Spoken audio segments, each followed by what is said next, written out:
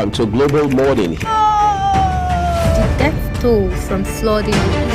Most time our politicians just bring in policies too, for sure.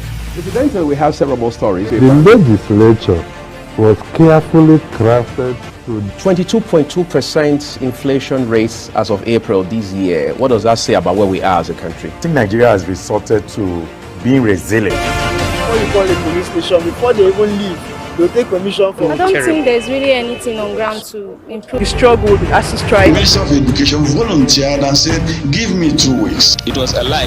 The president never gave me any deadline.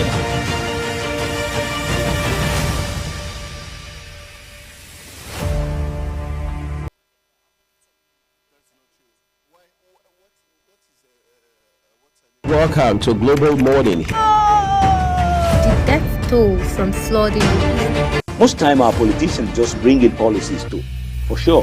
Incidentally, we have several more stories. the legislature was carefully crafted to 22.2% inflation rate as of April this year. What does that say about where we are as a country? I think Nigeria has resorted to being resilient. Before you call a police station, before they even leave, they'll take permission from I don't think there's really anything on ground to improve. the struggle, the ASU The strike. Minister of Education volunteered and said, give me 2 weeks. It was a lie. The president never gave me any deadline.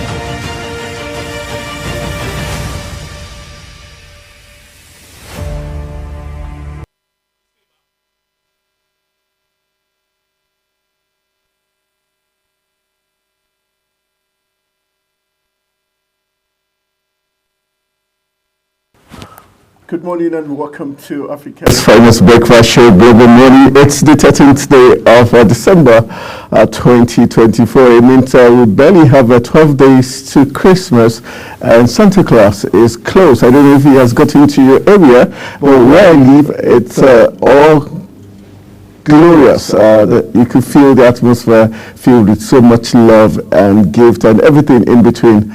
All the beauty of the world is ready upon us, and we intend to make your day truly amazing. I'm not alone. I've got someone who's quite troublesome, and you can hear her giggle already, so it gives you an idea who the culprit is. Good morning, Juba Ransin. Oh my goodness, did you just say troublesome? You don't have to peep into your mystical mirror, whatever, and see the colors I want to wear every day. Oh, really? Of course, it just says that the best friends they are. Oh, jeez. You know how it is. That's doubtful. I'm contesting that like Alfred Babalola right now. I really? Yeah. Yeah, the father TV. What? Yes, okay, yeah. Really? But it's a Justice beautiful... serve. Anyway, it's TGIF. It's thank God it's Friday, and it's a beauty. He mentioned something about Santa Claus. Are you talking about Father Christmas? No, very correct. You have to tell her you're from.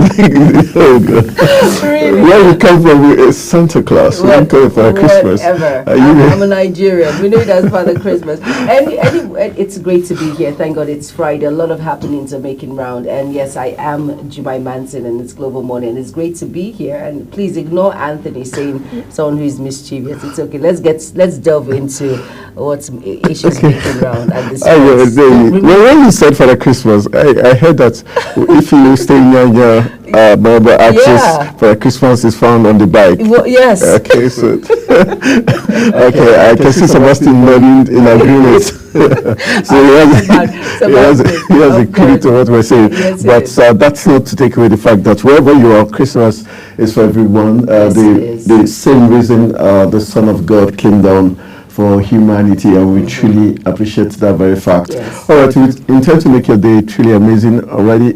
Juma is cracking us up already. And so what have you got in store for us? Well, basically, a lot of issues. We're talking about corruption, talking about the Faratimis case and all of that making rounds. And you just wonder what is really going on in the country. People cannot come out and say things, but you must not prompt it when it comes to allegations and all of that, all of these issues. But don't you think he's got fat? He's a lawyer, for God's sake. He's not a baby lawyer that is okay. Probably he doesn't know that whatever he says, he has the burden of proof for whatever he has said. True, very don't true. You think he must have thought about it, especially the fact that he put it down in writing? And on the flip side, I'm wondering, why would a 90-year-plus man be so aggressive. He's supposed to be statesmanly, and it makes, on the flip side, you want to think, is it that there's some bit of truth in what this man has said? That's why he's so aggressive, holding him down with everything he's got. And latest news we got in the last 24 hours says he's also even trying to stop him from practicing in Nigeria. And I'm thinking, this is looking more than it should be. It should be. You know, that is why in life, I'm not saying all that is happening. Of course, he has proof beyond reasonable doubt. But there's sometimes in life, Anthony, I've always known that when you get to a certain age, there's some things that it's not worth fighting for. There's some lengths that you will go that it will just cause more harm than good. It's better to just keep quiet and just walk away. You know, his age and all of that, and yet, you know, the controversy surrounding all of this. And remember, people who, it doesn't matter even if he has proof and all of that, but you have to look at the circumstances, you have to look at issues around it. Sometimes you just need to keep quiet and just allow things just be. I think for peace to reign, sometimes it's better than all of this back and forth, being behind police custody and all of that. Sometimes it's not just worth it, really. All right, very sad commentary, but like you rightly Put out, we know that the legal luminary in the president of Are Afe Babalola SAN has taken a step further in the expression of his anger against Lagos-based legal practitioner Dele Farotimi over the alleged defamation of his character. The elder statesman, through his law firm, has written petition to the Legal Practitioners Disciplinary Committee (LPDC), asking that Farotimi's name be removed from the role of legal practitioners in Nigeria. According to the petitioner, I think this is overboard. This is like feeling like playing God. Do you think that's fair enough, saying remove his name completely? What about investigation? What about saying some of those allegations, let him prove it rather than say remove his name? It's like you're not wanting, he doesn't want to be proved or probed. Yes. You know, that's what I said. All of these are just speculations and allegations. All of these things that has been written down to when it is brought in, and we'll know what really is the issue. But seriously, you know, this is the country in which we found ourselves. This is the Nigeria in which we're in. And then sometimes you have to consider all the facts surrounding all of these allegations. They are really big. They're huge, Anthony. So this is where it is. This is where we are in the judicial process in Nigeria. It's just unfortunate, but this is where we are as a Nigeria and as a country. All right, we're just hoping that the right things will be done. Lots of different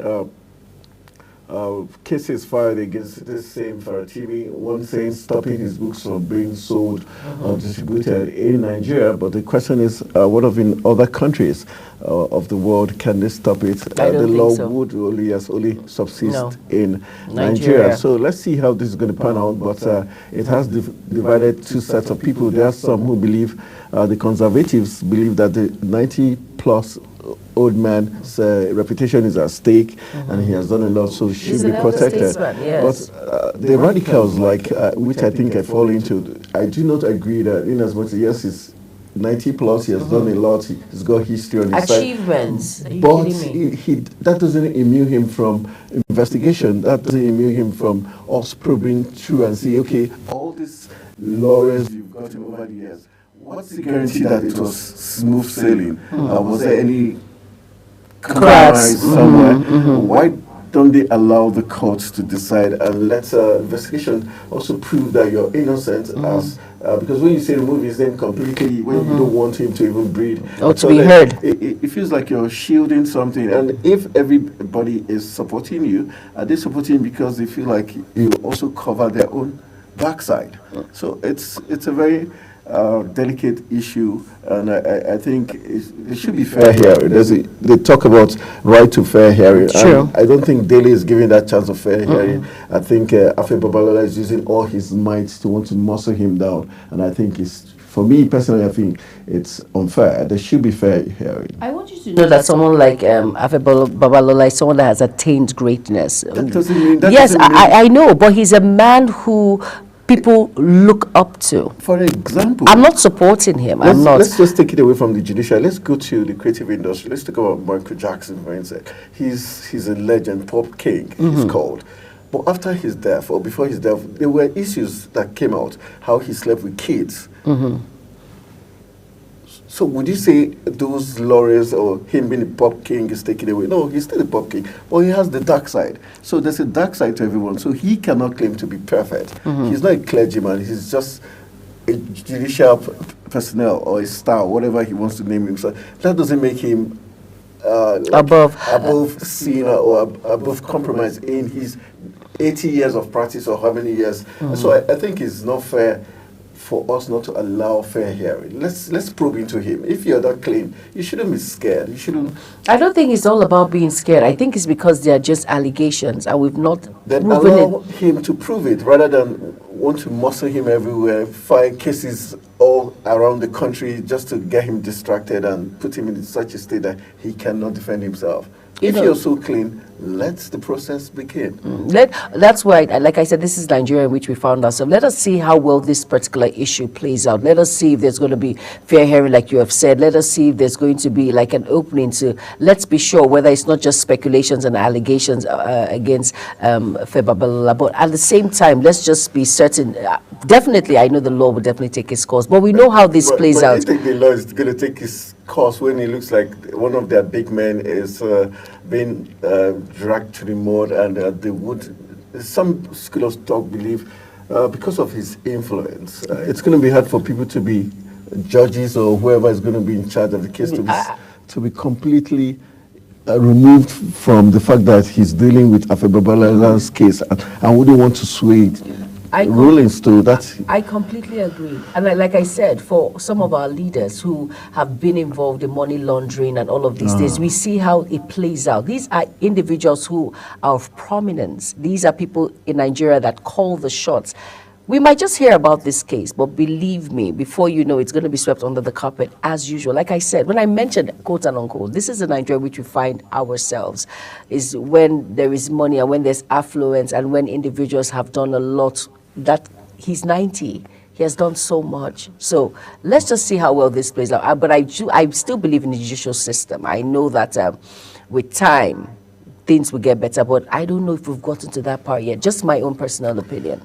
All right, we'll allow Afebabalola and his team to do the rest. We hope this should be the real test for the judiciary. If they can be honest enough, sincere enough to tell us the truth at the end of the day, then we're all for it. All right, let's leave the judiciary alone and come to the weather, where it's shorter days, longer nights. And I had a discuss with... I want to say the woman of my dreams. Okay. Yeah, okay, I want to say the woman who means the world to me. I had a discussion with her last night, and I was saying we have a longer night, shorter days, and she was like, no, that's not the case. It just means that evening comes quicker. When it's 4 or 5, it's dark everywhere. Very so true. It looks like the nights are longer. And it made kind of sense to me because before now, I always thought that, when you say longer nights, it meant longer nights. Stretch. Because there were times I woke up 2 days back and it's refusing to be 6 a.m. and I'm thinking, very true. Okay, what's happening here? Very true. Very true. I think it has to do with the weather. I think this is something that happens every year. We know that there are shorter days and longer nights, which is amazing, by the way, because you wake up 2 a.m. and you sleep for a very long time and you look at the time, it's still 12 until like, oh, thank God, I still have more time before I come to work.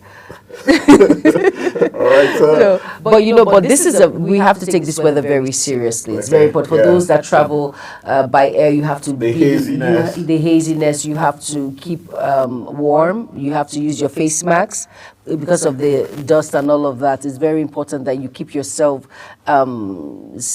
secured. Will I say precautionary measures when it comes to the Harmattan, especially children. You have to keep them warm, and of course, use your face masks. At this point, is very important. The dust is something else, really. All right, just to let you know that the National Emergency Management Agency, NEMA, has warned members of the public against bush burning during the Harmattan period to avoid destruction of property and loss of life. And I think it's very key. Very key.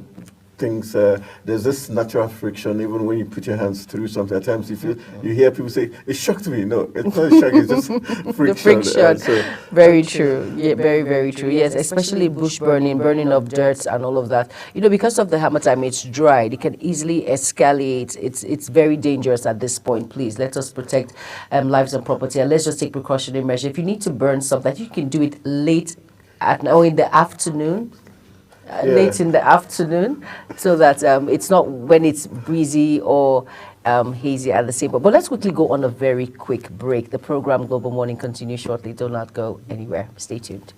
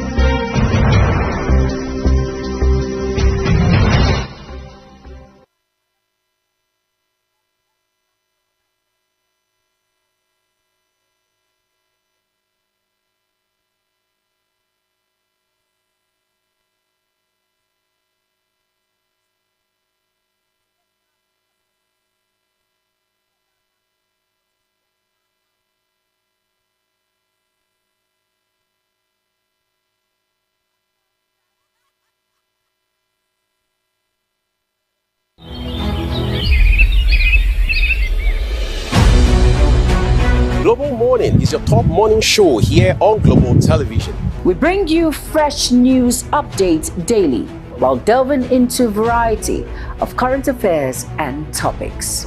Global Morning aims to deliver newspaper review, latest news with experts on key global issues. And at the same time, keeping you well informed about important events, both national and internationals. Global Morning serves as a valuable source of information, helping viewers like you start your day well informed.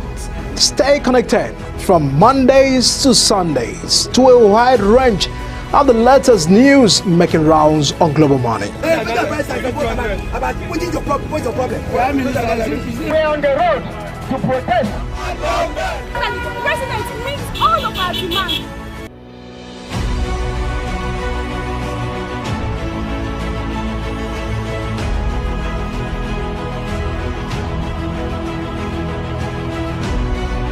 This is Global Morning.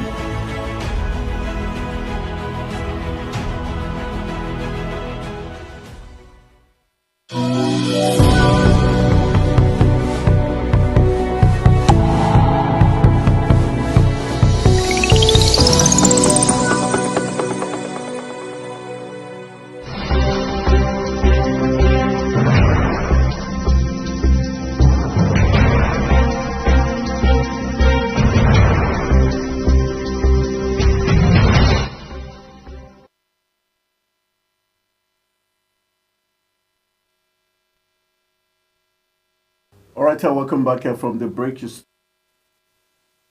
to look at what the papers are saying this morning. Stories making the rounds, and we've got the Daily Trust, we've got Vanguard, we've got the Punch newspaper for review. Let's kickstart with the Vanguard and see what the headlines are saying on the Vanguard newspaper this morning. Remember, today is the 13th day of December 2024. All right, let's look at the big headlines there. It says, a mountain too high for Super Eagles. That's the big story there. 2026 World Cup qualification is the kicker there. A mountain too high for Super Eagles. The question is, Super Eagles usually soar so high, and I think there's no mountain too high for an eagle to fly. So, but that's the headline story there. And it says, my worst fears remain players' attitude. Udeze speaks, says standard for inviting players now lowered, says Onazi. These are ex-internationals. And we've got another one saying coaches shouldn't neglect home-based players. And Wosud says, and the NFF encourages indiscipline in Super Eagles camp, says Eyama. Those are very strong words from ex-internationals. 2026 World Cup qualification, a mountain too high for Super Eagles, is the big talking point there. The next punchy headline from the Punch newspaper says, tax reform bills divide governors, is the headline story. Tax reform bills divide governors. And we've got Ondo workers' protest, lockout leaders over unpaid minimum wage, is the headline story there. Then we've got defections, is the kicker. Labour Party heads to court. PVC should no longer be sole requirement for voting, says INEC. And you've got that punchy news headline on page 9 of the Punch newspaper. Senator Wike stop further demolitions in FCT. And on page 34 is where you get a big story. We are not moved by sentiment, says Wike. Local government autonomy is another headline story. Will jail officials helping governors divert allocations, says federal government. And page 34 is where you find that big story. Those are some of the big stories that are making the rounds. We've got insecurity is a rider there up there above the nameplate of the Vanguard. It says governors endorse creation of state police. Page 8 is where you find that big story. Okwaman leaders is a rider.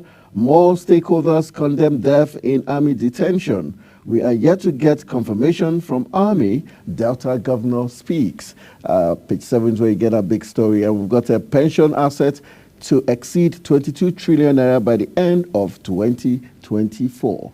Page 19 is where you get a big story. All right, we've got Ben Shimang of the Deutsche Welle African Service joining us via Zoom to help us look at what the papers are saying this morning. Good morning, Ben Shimang. Thank you for joining us on Global Morning. Right.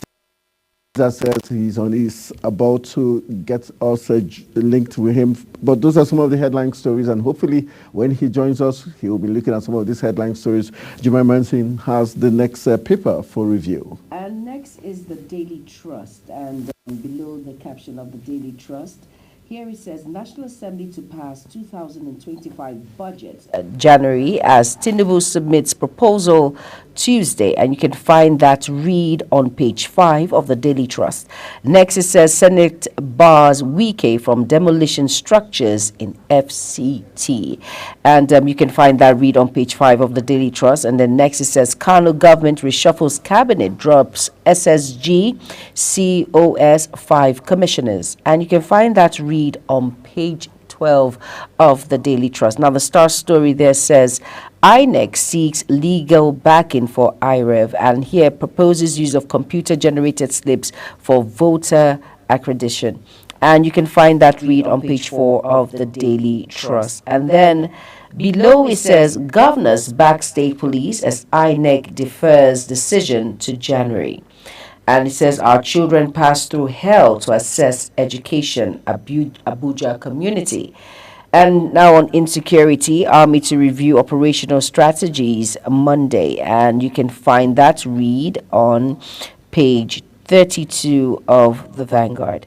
And here it says, IGF raises experts committee on tax reform bill. Like I mentioned, we're still going back and forth when it comes to the tax reform bill, Anthony, and Nigerians need to be aware when it comes to this particular issue. But before then, you can find that on page 5. Let's talk a bit about the tax reform bill before we go to the next paper, which is the Punch. Now, looking at it, what's your take when it comes to this particular issue? Looking at the tax reform bill and what hope it's going to bring to us as Nigerians and, of course, as a Nigerian? I think for me, initially the northern leaders at caucus and bloc were hasty to just assume the tax bill was targeted at the northern region and was going to make them more impoverished, rather than looking at the other aspects of the tax reform bills. There are 4 of them, but I think they just looked at it from the face value and just one of the 4 items, because each of those items have their own specific roles and is targeted at certain areas. One of them, the administrative bill, you could see it was focused towards the FRS and some other agencies that their roles were to, mop up the taxes. So it means a new body is going to come that would do the roles of all these 3 or more agencies we used to have. Then, even for the taxes on luxury items or food items, you could see that there were one of them exempted people who earned below 1 million naira,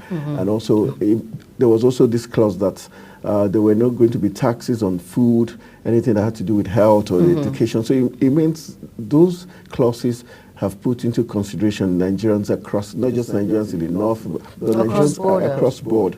So I think the lack of sensitization on the part of the federal government and also the hastiness of some northern leaders to just think that it was targeted at the northern region also caused that initial heated debate. And also, when we spoke with Ben Shemang of the Deutsche Welle service, African service of the Deutsche Welle, he mentioned something which was key. He said the fact that it came from the presidency and not from one of the lawmakers made it look suspicious. And the fact that also in one of the tax laws, it tells that revenues will be collected from certain quarters where it's either consumed more, and it's focused. It was obvious Lagos was one of like the epic centers, so it made it look like the government was trying to be tactical and trying to make Lagos earn more. So I think those are the reasons why we had that heated debate. But ordinarily,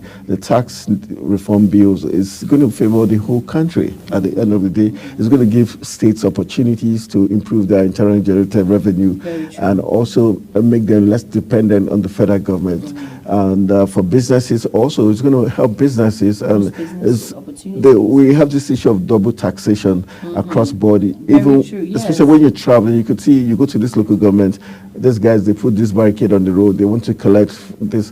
So this is going to eradicate all this multiple taxation. And so I think it's more positive than negative. Just people didn't understand it. That's why the NOA says they're going to translate this in different languages, but which for me I think it's unnecessary. I think it's another conduit pipe somebody's trying to make money from, because when you say you want to translate, that means you're going to print or you're going to do there's going to be a committee, and it's good, and government is going to pay for this. So definitely, and this money is, so I think is another suspicious avenue. Someone is trying to play smart from the NOA, because the NOA, you barely hear them. So but this, they want to cash in on this. So I think we're watching it closely. Mohammed Idris.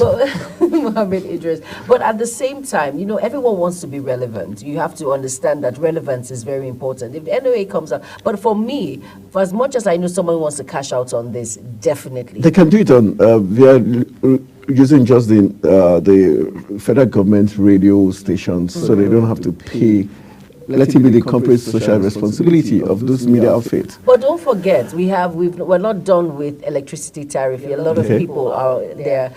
You just heard about the national grid that for the 12th time. Yeah. Exactly, for the 12th time. And now you're talking about radio, and there are individuals out there who need access to this information, because most Nigerians do not understand what this tax reform bill is all about. You need to create that awareness for the layman to know that, okay, hey, this particular bill that is here to stay and is here to transform and make our lives better. But individuals do not know that. As long as we have food in the stomach, I feel that's the only English in which they completely understand. But I think a lot of awareness needs to be done when it comes to the tax reform bill. Many do not understand. And I like the fact that the President Bola Ahmed Tinubu said, okay, let's come to a round table. Let's talk about it. When the northern leaders came out and said, this particular tax reform will not be favorable to the people of the north. So let's come together on the round table and dialogue so that we'll understand what this is all about. But hopefully we won't go back and forth when it comes to tax reform bills, and hopefully it will be done soon as possible, right? And for veterans in our... So we're looking at the next paper. We've got yes, we are, the Daily Trust. We're looking at the Punch. All right, let's look. We've got a big one. Local government autonomy is the kicker there. Federal government threatens contempt suit against errant governors is the big headline there. On page 2 is where you get that story from the Punch newspaper.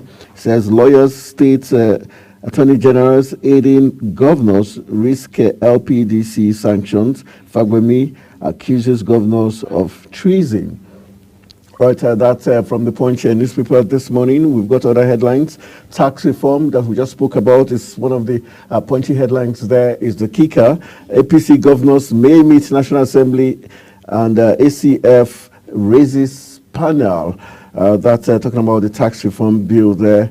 And the other headlines, INEC to phase out PVCs, plans diaspora voting. That's a very interesting one there. INEC to phase out PVCs, plans diaspora voting is what we're getting from the Punch newspaper. And on page 7 is where you get details of that headline to see how it's going to work. It means Nigerians in different parts of the globe can vote regardless of where they are.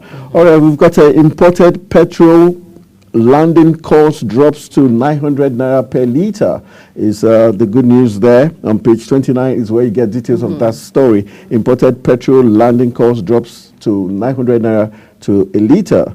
Then we've got state police is the rider. NEC resumes talks January Governor Summit report. Page 41 is where you get that headline. Then the next big headline comes on page 41 of the Punch newspaper. Tinubu presents 2025 budget to National Assembly on Tuesday.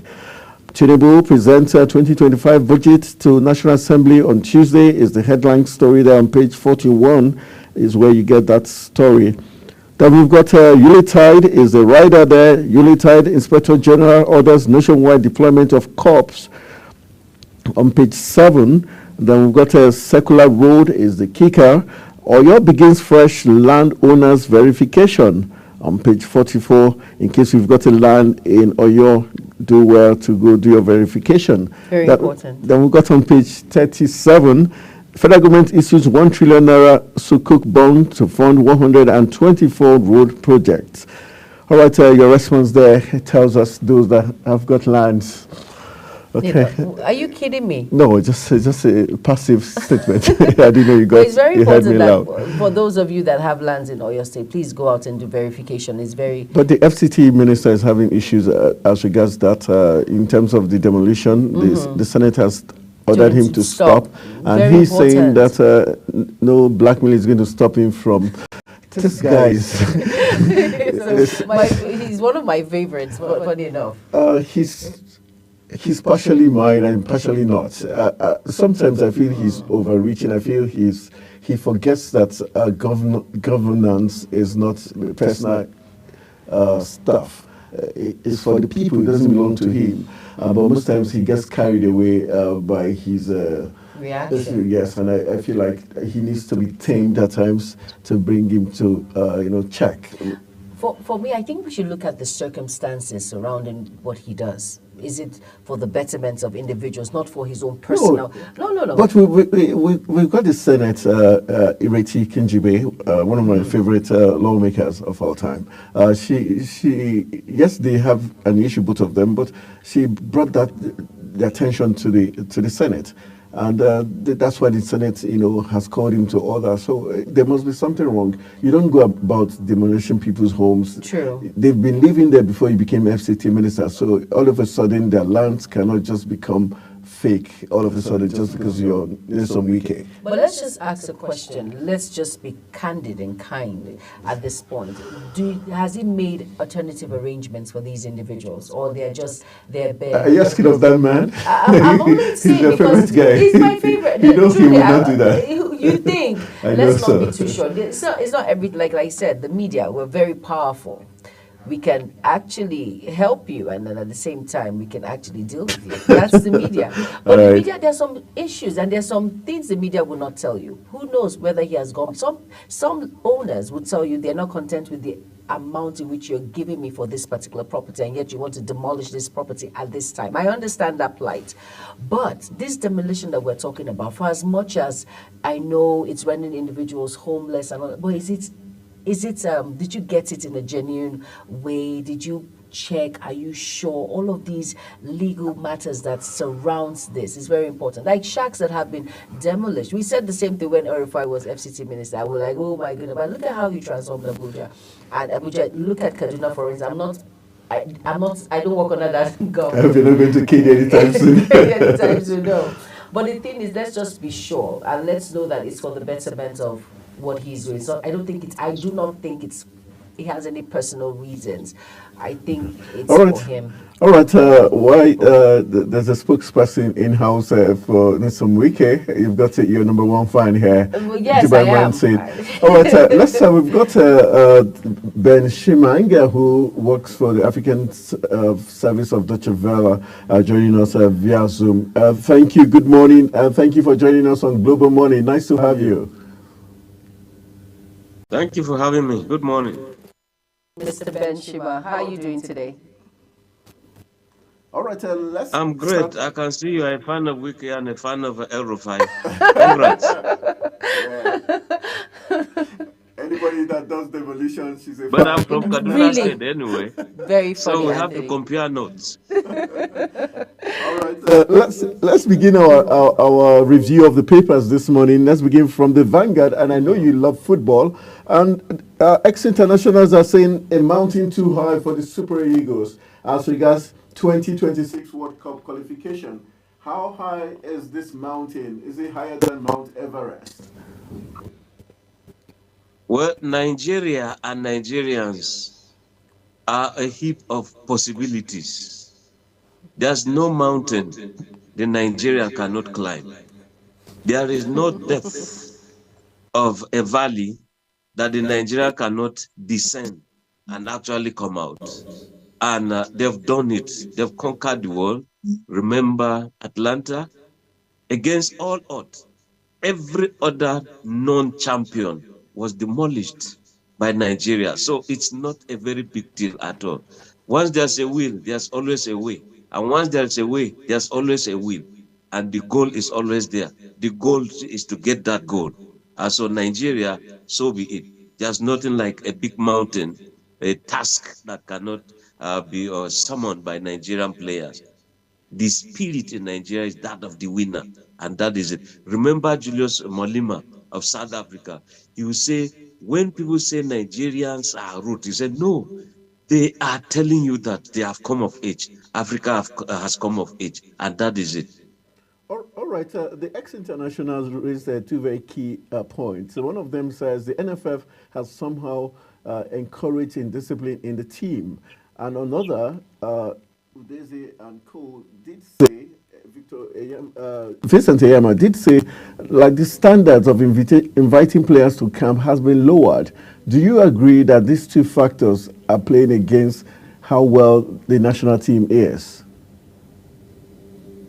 Yeah, you see, sometimes when you have internationals, the players being invited from abroad abruptly, they've not played together. Yes, at the arena, we know they are fine, they can score, they can do whatever. But coming together to play as a team back home is always an issue. It's when you have a match that people will begin to come in 2 days to the match. Some will come a day to the match. So that can be a problem. Again, you have the home base. Sometimes we use an adjective that is so crippling. We say the local boys, you know, as if they've never even gone to Cotonou. It makes it look like there is a we versus them, those who are up there and those who are lower there, that must be favored anyway by some people who must pencil down their names. But you see that these people have been playing in local leagues. They know their terrains, they know every field, and they can always play with cohesion. So if we have to have a blend of the international and those at home, that maybe Antonia and others will call, and Jume will call maybe local stuff or local boys, I think that we have to have a blend of the two, and we'll reach where we want to reach. All right, Mr. Ben, let's just divert your attention to local government autonomy. Now, this part that says, will jail officials helping governors divert allocations? Now, like I was discussing with my colleague, and I said it doesn't matter the autonomy these local government chairmen they have, they will still be loyal to these governors. How true do you think that is, and what's your stance in all of this? Because most of these local government chairmen, some of them are not even educated to understand the wealth of leadership that has been placed on their shoulders. Yeah, you see, honestly, when the constitution was drafted in such a way that the local government has to be subservient to the state, and the test of that provision actually started from Kaduna State with Governor Makarfi of those days, you know, with versus the Jamaa local government. And the issue of this joint account suddenly came on board. That when you collect money, you now go and throw it into a joint account that has almost become what one can call an escrow account. The governor would decide what will be used for that money. Bearing in mind, these are 3 tiers of government and the authorities are different. So a situation where the local government, even to control markets, you realize that the governor is in charge. You want to build a market, it has to be the governor. You have to build some feeder roads in villages that belong to local governments. You have to take permission from a governor when indeed your own money is with him. So the autonomy that people expected, it's been challenged in such a way that you look at, for example, again in Kaduna State, where they just had local government elections, and all that the state governor would do was to ensure that every person that would contest under APC in every person in the the candidates in the Kaduna State 23 local governments, you simply had a form each. I'm repeating, for one person in a local government, meaning that just 23 people were given forms, and theirs was to ensure that, yeah, you just win, come rain, come shine. Winning is actually in quote, and all those people that were given forms were simply returned. The Senate, councillors was also returned in like manner. It's not democracy at all. So what we expected was to see a vibrant democracy at the local government level. They should be able to employ, because it's a subsystem of the state, just like the state is a subsystem of the federal. The federal has ministers, the state has commissioners. At the local government level, you ought to have councillors for work, councillor for forestry, councillor for education, councillor for agriculture, so that they begin to show what good governance is at the grassroots level. In terms of employment, they employ people there. Where they cannot employ all, the state will take charge and employ the rest. If the state cannot take charge, therefore the federal government will come in. So that's why we have the 3 tier, the 3 tiers of government. But you see, what is happening is just so abysmal that the governor has to control and over control.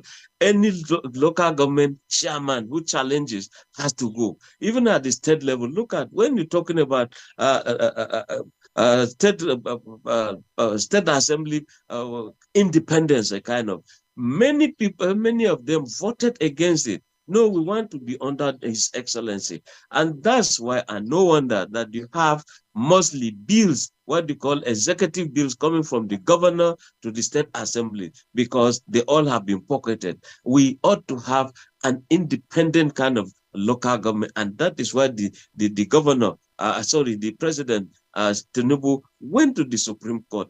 Give these people their autonomy. Now, if people are now saying, look, if you tamper with state funds, you will be dealt with. Tell me who you will deal with. It has to be after 4 or 8 years. And that is a long journey of a waiting time for a democracy such as Nigeria. All right, let's look at the other issues coming up. We've got a very interesting one where state governors have endorsed the creation of state police. How do you see this? Do you see this as something positive? And how far do you think we can go with this as we try to fight insecurity in the country? It has to be. It is a global practice. It's not every time, everywhere, that you find only federal police. Were it so to be so, we wouldn't have been getting some of these militias here and there. Tell me the state government that doesn't have a kind of a group that is already doing some policing work. So this time has come that Nigeria should have the state police. Even at the local government level, we begin to have what we call community policing. So at the local government, every community, you have to have some youths in conjunction with the traditional rulership. They begin to have some communities. Yes, how do we monitor those coming in that we don't know? So at the state level, you now have the state police to work side by side with the federal, so that anything that is above the state government, I mean, state police, the federal police will come on board. It's a very good thing, because the federal police cannot be everywhere. After all, if you look at it, the number is just down there, just very, very abysmal. May his soul rest in peace. Former Chief of Army Staff, Taurid Lagbaja, Lieutenant General, he said, look, if you combine whether the military, as you call the military, army, navy, air force, the police, civil defense, all of them, add them paramilitary, customs, immigration, they are not up to 2 million for over 220 million people in this country. And you want to have an effective security network. It doesn't work that way. But again, if you look at it, Anthony, when you do a lot of recruitment, where are the barracks? You don't find the barracks. You know, where are the training schools? There has to be some expansions as you do all of this. So even as the federal government will take final decision come January, time has come, therefore, that the police, the states will have to start looking ahead. Construction of barracks here and there, and the provision of facilities. You don't just recruit and you just say, okay, take this baton and move on. We have to have a police that can bite. Insurgency here and there. If we had this state police, the Lukarawas wouldn't have come in the KB Sokoto. The local vigilantes would have identified them, even though, yes, we are told that the earlier on identified them, but that was just by way of information. If powers were given to them to also arrest, that wouldn't have happened the way it's happening, that a group will come from nowhere, from a foreign country, hoist their flag, begin to flog imams that they don't know how to preach, begin to overthrow them in mosques, and begin to collect tax or impose a tax on people. So time has come that this state police will be good. But the fear that people have that some governors will begin to okay, let's say like Wike now, that Wike has his own police. Wike can just unleash it on people. When it comes to operations, there's what you call joint operations, joint ops. Therefore, excesses of a governor will be checkmated. The law will be crafted in such a way that when there are community crises, you don't just deploy just a governor will handpick people who know that they have some ability to deploy brutal force just by coercion and to just go and deal with people anyhow. No, human rights will be a sanctity kind of a thing. Sanctity of life will have to be promoted.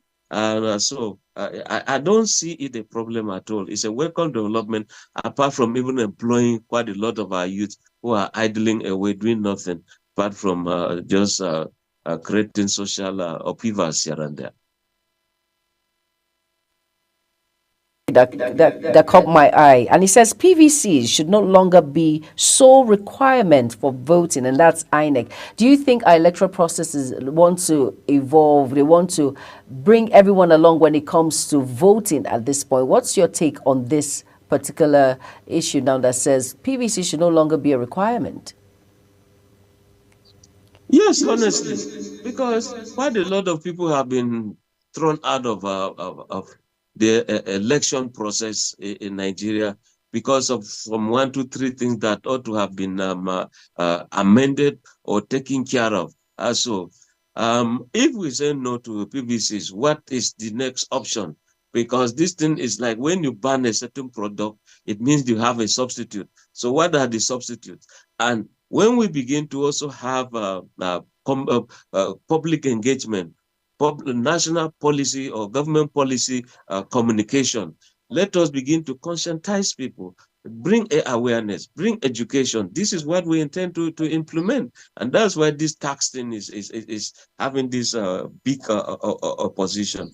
And in my own thinking too, there's nothing wrong in having all elections in Nigeria one-stop shop. When I say one-stop shop, that same day we're doing presidential, we do gubernatorial, we do the one at the House of Reps, we do Senate, we do state assembly elections. It does not matter whether it's going to take 3 days doing that. We can do that at the same time instead of this humongous amount, these deployments we do here and there. And who is saying that with national ID card, that I cannot just, if I'm traveling, I just go to a polling center, place my card there, and my details come on board, and I just vote. Whether I'm going to Lagos by road and I am in Kogi, I just vote there and continue my journey. But a situation where national life is stopped completely, as if there's one big war, even big war, you find people still moving around. We say we want to do credible elections, you hinder movement, you hinder businesses are stopped and all that stuff. We can do election even on working days. People will just go and vote and go back to their offices. But when we see election as if, look, it's a do or die affair, I mean, it doesn't augur well for us. So let INEC and the National Assembly do the needful. And whoever has been voted into office via a certain party must remain there. They must enshrine that no cross-carpeting. And if you must cross-carpet, go really and campaign in your territory and say, look, I want to go out, people vote that I go or I don't go. And so that we have credible election. Where you have, look at people in the National Assembly, voted in by Labour or through Labour vote, they have now crossed over to APC. Just because Adams Oshomole will always say, come to APC, all your sins will be forgiven. Is that democracy? It's not. It's not. Let's just take one more paper. Let's look at Daily Trust. We've got Senator Bars Wike from demolishing structures in the FCT. Like you pointed out, when the state police is in cause, a character or a person like Nyesom Wike can take advantage of that and gets his job done. Let's look at the issue that the Senate is trying to call him to order, and the fact that he's a fellow lawmaker in the person of Ireti Kinjigwe, who had drawn this attention of the lawmakers to what is playing out. Do you think they will be able to tame the excesses of the FCT minister? I think Ireti Kinjigwe should just find a nice bed and sleep. She's not working. Those who voted for her, she has since abandoned them. I know some of them who are sick, very sick. These were people who are dying for her. If she wants, I give her name. I don't want to call names here. She should just go and sleep. She's just challenging Wike for nothing. She's whipping up sentiments. And all those who if you got land through the back door and you didn't kind of make sure, there's edges. Abuja Geographical Information System. How did you get the land? There are procedures. I mean, so when Wike comes in and he's now trying to make things work, people are saying he's wicked, like the name is wicked. I disagree with that. Exactly. But shouldn't we allow the Senate committee to investigate before we decide whether Wike was right or wrong? Well, let me just land this way. Okay. Even in opposition, when he was with PDP, even though we don't throw one leg there, one leg here, former vice president called him Mr. Project. And in his own mannerism, every week Wike must commission a project in Rivers State. And that probably endeared Tinubu to appoint him. Now he is doing quite a lot of things. We had a minister, Mohammed, who was sleeping all through 8 years. He didn't commission a gutter. Wike has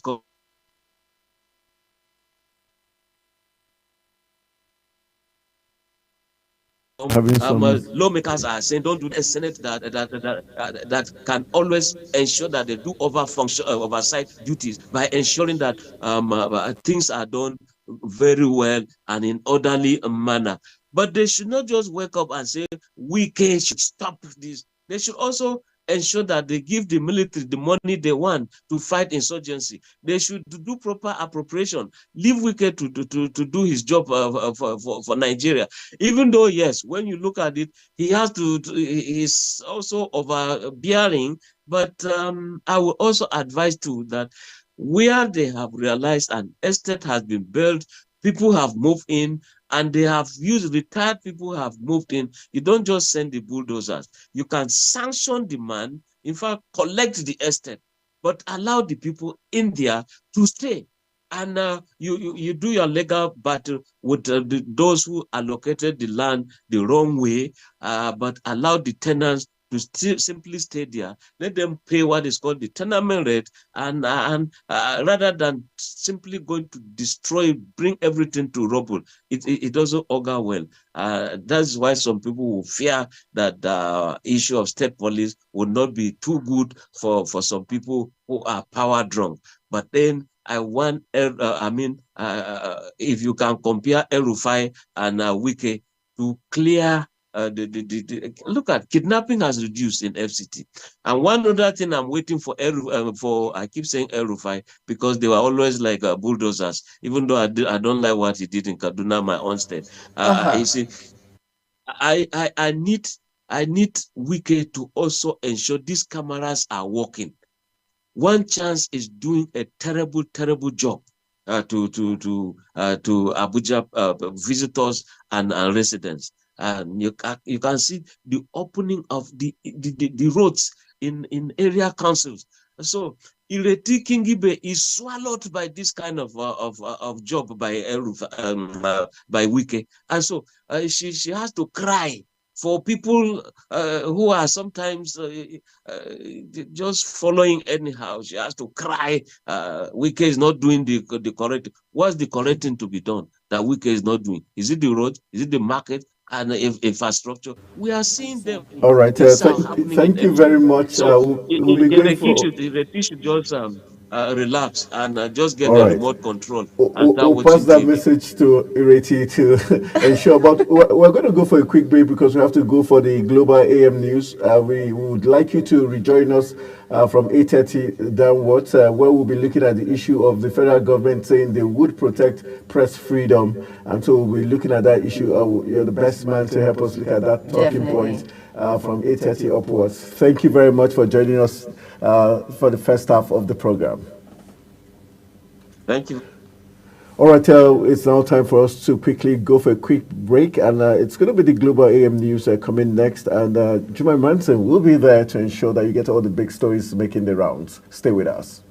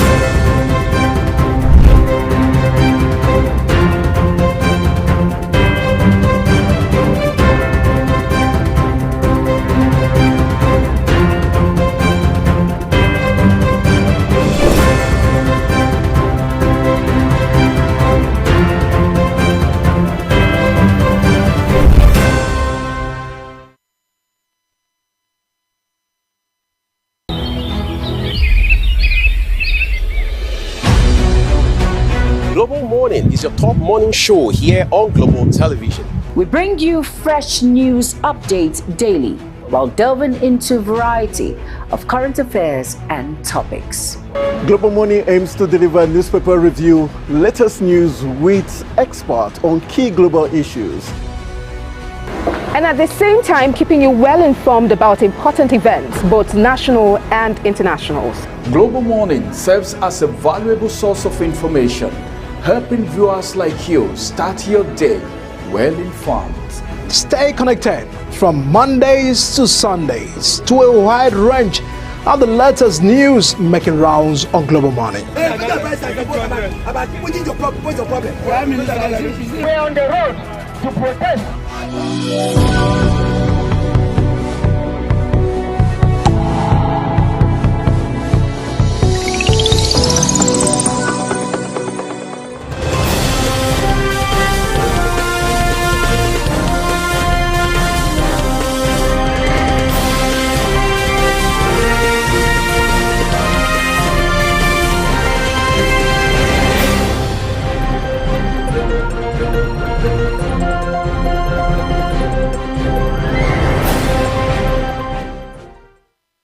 Hello and welcome to all our viewers in Nigeria and around the world to AM News on Global Television.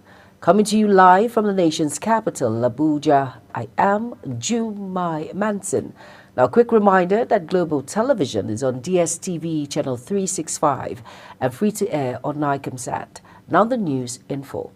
President of the Senate, Godswill Akpabio, says President Bola Ahmed Tinubu will present the 2025 appropriation bill to the National Assembly.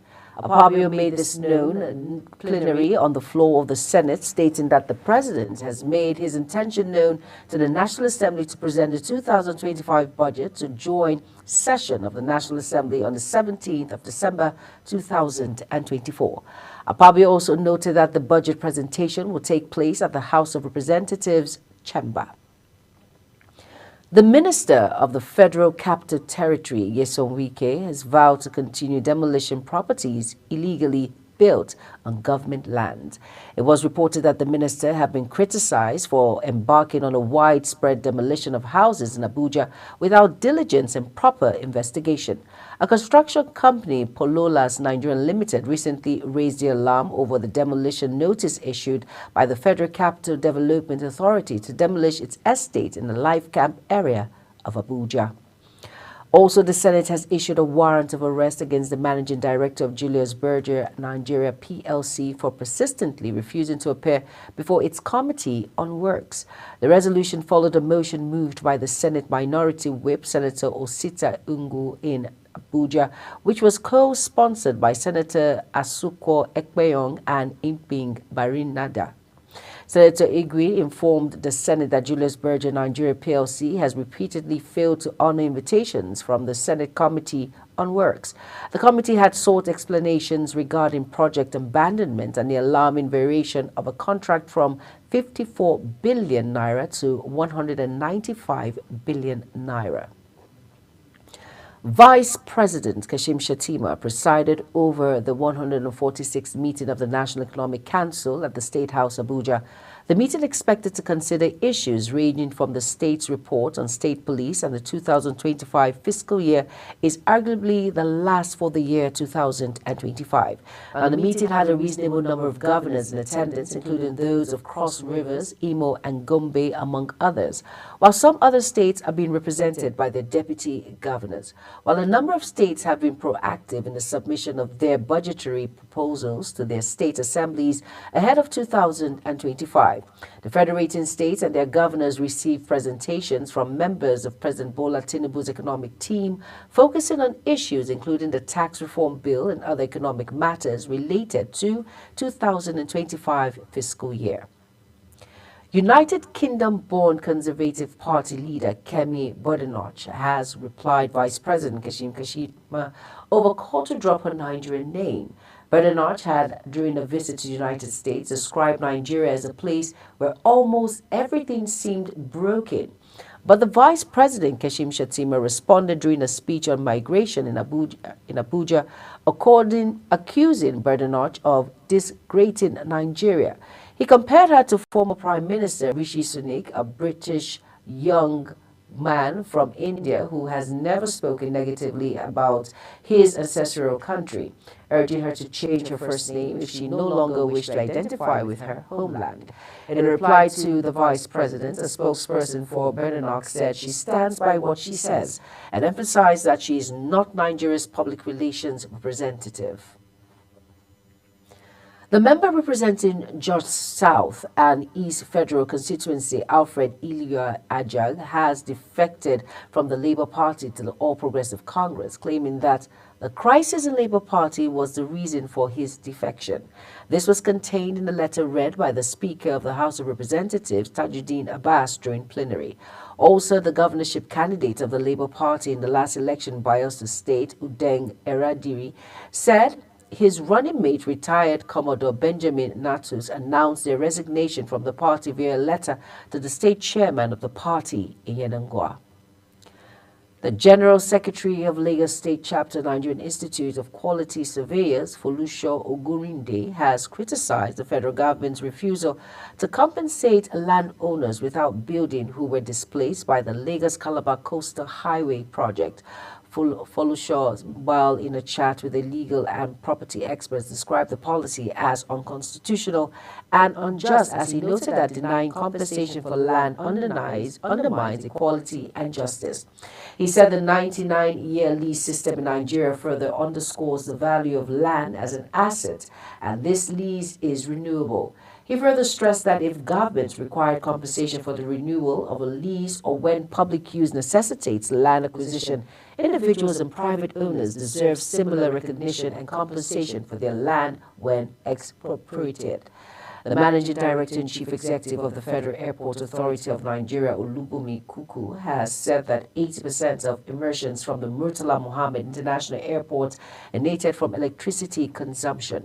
Olubunmi Kuku stated this during a stakeholders engagement on carbon emission management, while brought together stakeholders in aviation, including airline operations, fuel suppliers, and By Company Aviation Service Limited, among others. Represented by the Director of Special Duties, Henry Agbabere, Kuku emphasized that aviation industry is highly sensitive to bad weather and climate change, noting that aviation business was at risk without stakeholders taking collaborative efforts on carbon emissions. The authorities, however, galvanizing airport stakeholders across the country to deepen collaboration towards reducing carbon emissions, especially at the Murtala Muhammad International Airport, Lagos. Wife of Abia State Governor Priscilla Oti has called on all stakeholders to unite against violence and injustice that affect women and girls in society. Oti made the call during a summit to mark the end of the year 2024, 16 days of activism against gender-based violence, GBV, held in Umuahia, the state capital. She stated that the fight against gender-based violence is not one that any individual or organization can win alone, as she revealed that the state government is not relenting in the fight against gender-based violence. She further noted that the state government has inaugurated the GBV response team and the GBV management committee to bring together stake key holders in order to ensure a coordinated response to GBV cases. In a move to address challenges faced by displaced persons, National Agricultural Land Development Authority and National Commission for Refugees, Migrants and Internally Displaced Persons have signed a Memorandum of Understanding for the Renewed Hope Restoration Project. The event at National Assembly Library and Resource Center was collaboration under President Bola Tinubu's Renewed Hope to restore livelihoods and empower displaced communities. Executive Secretary of the authority, Cornelius Adebayo, described the agreement as more than a legal instrument. He said, "It is a declaration to tackle hardship faced by refugees, migrants, and internally displaced persons." Chairman of the 25 local government council in Delta State have been charged to set up task forces as required by the 2021 Delta State Livestock Breeding, Rearing and Marketing Regulation Law for its effective implementation. Executive Assistant to the Delta State Governor in Public Enlightenment, Projects and Policies, Olisa Ifejike, gave the charge at a one-day sensitization assembly at the Anti-Open Grazing Law for the people of Iluka Federal constituency held at Agbo. He said the law needed to be implemented, hence the need to enlighten the people on the importance of the law, and stressed the need of Livestock Management Committee of the State and Local Government Task Force to strategize in ensuring that violators of law face consequences of their actions. FGK deployed the insistent clashes between herders and farmers and assured that implementation of the law would stem the disturbing trend. The Independent National Electoral Commission (INEC) has proposed reforms to improve the country's electoral system, following lessons learned from the 2023 general election and subsequent off-cycle polls. The Commission stated this at a meeting with the resident electoral commissioners at Abuja, confirming it will soon present its legislative proposals to the relevant committees in the Senate and House of Representatives. The Commission's chairman, Professor Mahmood Yakubu, outlined the Commission's vision to address long-standing challenges and modernize election management. He said ahead of the future elections, the Commission recommended using computer-generated voting slips for those without permanent voters' cards, noting that PVC should no longer be the sole requirement for voting, especially with the introduction of bimodal voter accreditation system, BVAS. The Nigerian Police Force Sokoto State Command has arrested one Austin Anthony, who is accused of being a notorious gang leader terrorizing the state and specializing in car theft. The suspect, who was on high watch list of the command and arrested along the Birnin Kebbi Road, was intercepted by the police patrol team of the Bodinga Division, briefing newsmen at the command headquarters in Sokoto. The newsman of the command, ASP Ahmed Rufai, said the suspect, when accosted, introduced himself to the police officer as military personnel in order to get away with the said vehicle. Over now to the Nigerian Navy. Oguta Naval Base has pledged tight security for the people of Ezosu community in Oguta local government area of Imo State during the upcoming Yuletide season. Now, this assurance was given during a free medical outreach organized by the Navy in line with the Chief of Naval Staff, Vice Admiral Emmanuel Ogala's ambition to promote the health and well-being of residents. Correspondent Amarachi Ibe was there for Global Television. In his address during the free medical checkup, the commanding officer of the Oguta Naval Base, Commando M.B. Sanusi, represented by the executive officer of the Oguta Naval Base, Commander Okeme Anthony, assured residents of the Navy's readiness to safeguard lives and property during the festive season. This was aimed at fostering a better civil-military relations. Naval Base Oguta is really impressed with the turnout. We had over 300 persons for this medical outreach. But we assure the good people of Eziosu community that they will be safe. The Naval Base Oguta would ensure constant presence around here to make the season very enjoyable and peaceful and secured for them all. The Navy's free medical outreach exercise provides a range of services, including blood pressure and blood sugar checks, consultations, distributions of essential medications and insecticide-treated nets.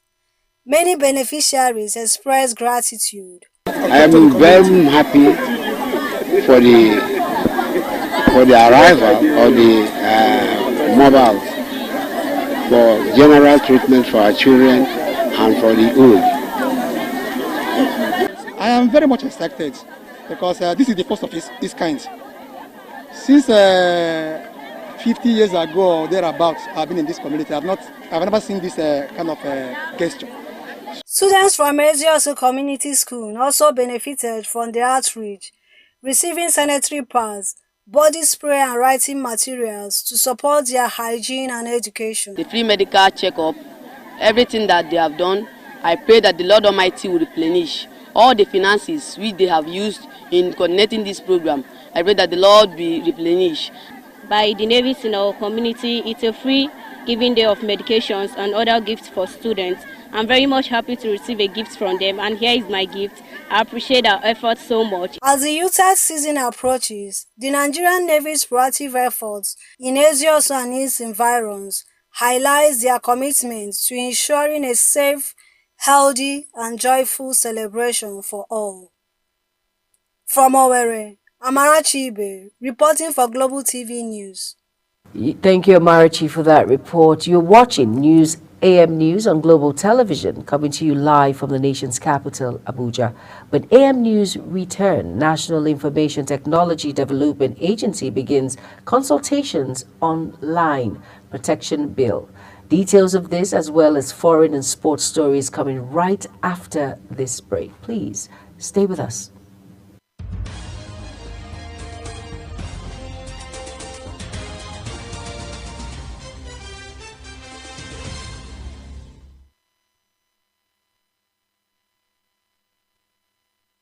You're welcome back, and if you're just tuning in, this is AM News on Global Television. Thank you for staying with us. On our business desk now, President Bola Tinubu has told the German government and companies that his government is prioritizing the energy and solid minerals sector, urging them to come and invest. The president received a delegation led by the German President Frank-Walter Steinmeier in the State House. The president assured that his government has been doing all it could to make these sectors conducive for businesses and investments by removing unnecessary administrative obstacles and improving security. The Economic Community of West African States, ECOWAS, has finalized a framework for the establishment of $75 million ECOWAS Renewable Energy and Energy Efficiency Facility. The president of ECOWAS Commission, Dr. Leo Omar Targay, made the disclosure at the opening of the 93rd Ordinary Session of ECOWAS Council of Ministers holding in Abuja. ECOWAS said it will need about $19 billion investment towards improving storage facilities, milling initiatives, and enhancing mechanization in paddy production. Tari also commended the ongoing work on the Nigeria-Morocco gas pipeline project as part of some of the integrated project for the community. President Bola Tinubu's initiative on alternative energy sources has attracted over $1 billion in direct foreign investments to the Oil and Gas Free Zone Authority, Liberty, in the last 17 months. The Chief Executive Officer of Oil and Gas Free Zone Authority, Bamanga Jada, disclosed this, and Tinubu is one of the major drivers of industrialization. Tinubu is one of the major drivers of industrialization. The National Information Technology Development Agency has called on stakeholders to provide input on the proposed Online Harms Protection Bill, which aims to address the growing challenges of online safety in Nigeria. In collaboration with the Advocacy for Policy and Innovation, a non-profit organization dedicated to advancing digital innovation and policy development across Africa, the agency has released a white paper outlining the bill's framework. In a statement issued and signed by the agency's Director of Corporate Communications and Media Relations, Hadiza Umar, National Information Technology Development Agency emphasized the importance of white paper in stimulating public discussions about online safety. On our foreign scene now, outgoing United States President Joe Biden has said that he had commuted the sentence of nearly 1,500 criminals and pardoned 39 others convicted of non-violent crimes in what the White House called the largest single-day act of clemency in U.S. The White House said nearly 1,500 people granted commuted sentences, the most ever in a single day, have been serving them at home for at least 1 year. Biden says America was built on the promise of possibility and second chances, adding that as president, he has the great privilege of extending mercy to people who have demonstrated remorse and rehabilitation. Biden this month faced criticism for issuing pardon for his son Hunter, who was facing sentencing for the 1st January 2025. It will be possible to drive all the way to France, Spain, or Norway without a passport. It's a moment of huge relief for the 25 million people who live in Romania and Bulgaria feel accepted as full members of the EU. Although border checks were lifted on the travel by air and sea for the two countries last March, it was only last month that Australia lifted its residents to ending border checks by land. Syria's new government have thanked 8 countries for swiftly reopening their diplomatic missions after the lightning rebel offensive ousted President Bashar al-Assad at the weekend. The offensive, which yet to make an official statement regarding the decision. His legal team had previously emphasized his commitment to due process. 17 years after Romania and Bulgaria joined the European Union, they have been given the green light, as we mentioned earlier. And as we end the Global TV AM news, let's take a quick look at our top stories again. President of the Senate, Godswill Akpabio, says President Bola Tinubu will present the 2025 appropriation bill to the National Assembly. And on business, President Bola Tinubu has said the chairman, government and companies that has government is prioritizing the energy and solid minerals sector, urging them to come and invest. On our foreign news, 17 years after Romania and Bulgaria joined the European Union, they have been given the green light to become members of its border-free Schengen travel zone. In sports, 17 years of Romania, they have been given the green light to become members of the border-free zone. And that's it on AM News, and it came to you live from the nation's capital, Abuja. A quick reminder that Global TV is on DSTV channel 365, on Star Times channel 276, and free-to-air on Nicomsat. Kindly follow us across all social media platforms now showing on your screen by using @GlobalTVNG. I am Jumai Manson. Thank you for watching. Good morning.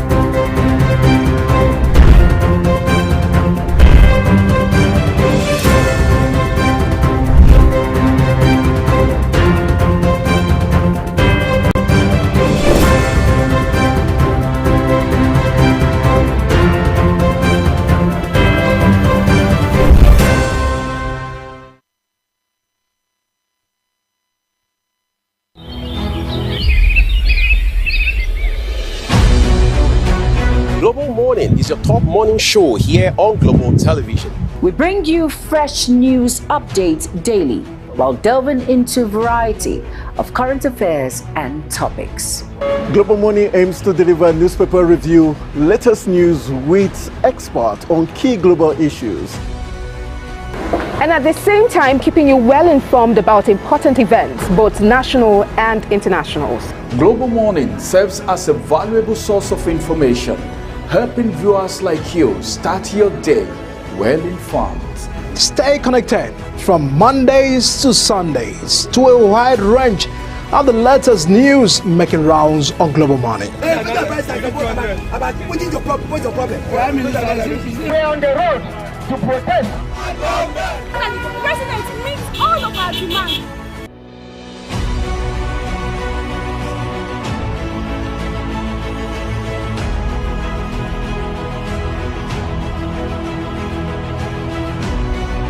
This is Global Morning.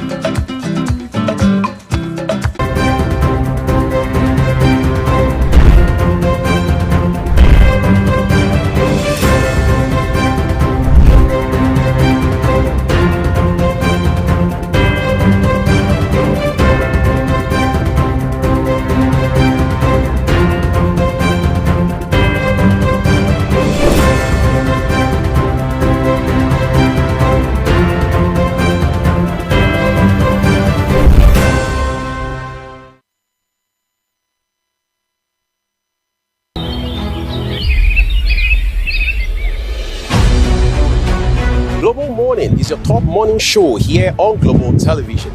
We bring you fresh news updates daily while delving into a variety of current affairs and topics. Global Morning aims to deliver newspaper review, latest news with experts on key global issues. And at the same time, keeping you well informed about important events, both national and internationals. Global Morning serves as a valuable source of information, helping viewers like you start your day well informed. Stay connected from Mondays to Sundays to a wide range of the latest news making rounds on Global Morning. We're on the road to protest. The president meets all of our demands.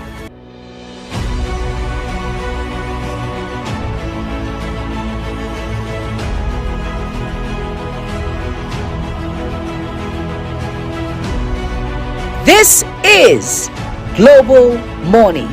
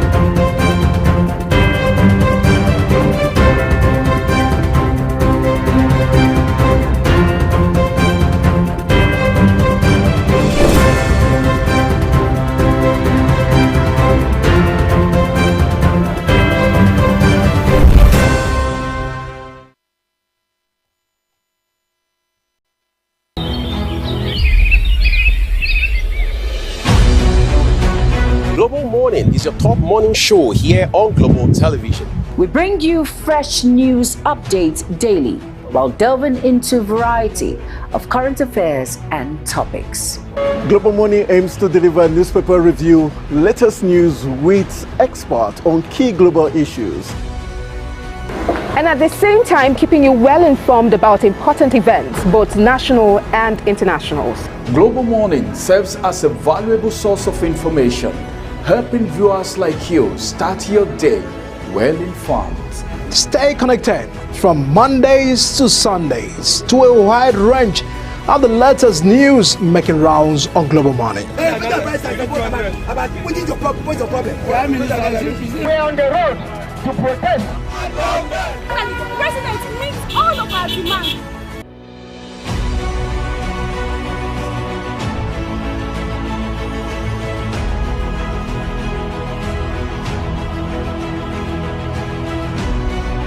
This is Global Morning.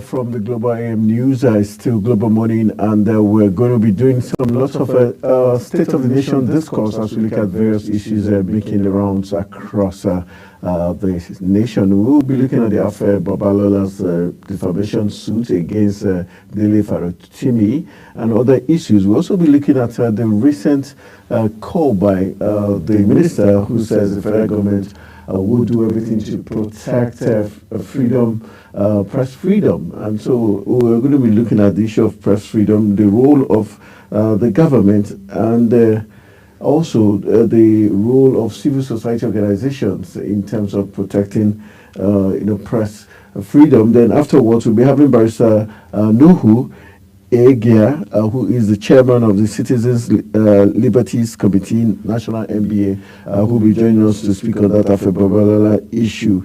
Specifically, we'll be looking at that issue. So right now we've got Ben Shimang, who is with the Deutsche Welle African Service, joining us to help that conversation go through. Good morning, Ben Shimang. Thank you for joining us once again on Global Morning as we X-ray press freedom. Thank you very much, and let us exercise this freedom. Can you hear me? Yes, I can hear you. All right, I think we're just having a slight hitch in terms of technical issues here, but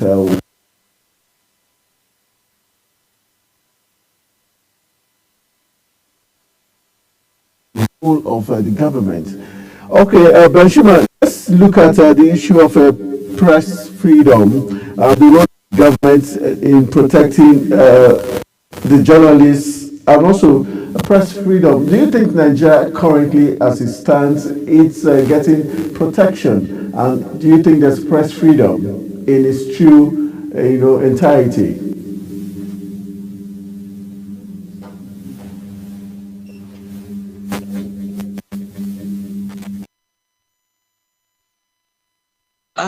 It is almost to a fault. Honestly, we have press freedom. The only thing is there are some areas where you find infractions. Infractions because some people have gone, beyond their boundaries, so to speak. And that's why the law will have to be brought to bear. So we have the freedom that you can establish a newspaper, a radio house, a TV station. You have online, but again, that does not mean recklessness. You can malign people who do not have a right to reply. And of course, even when you look at NBC, National Broadcasting Commission, they always tell you, balance your story. It's a thing that is legally required. And when do you say balance a story? If you invited, for example, PDP spokesperson, you get APC spokesperson, Labour spokesperson, and just like any other party, or on a national discourse. If they came to your studio, fine, do it that way.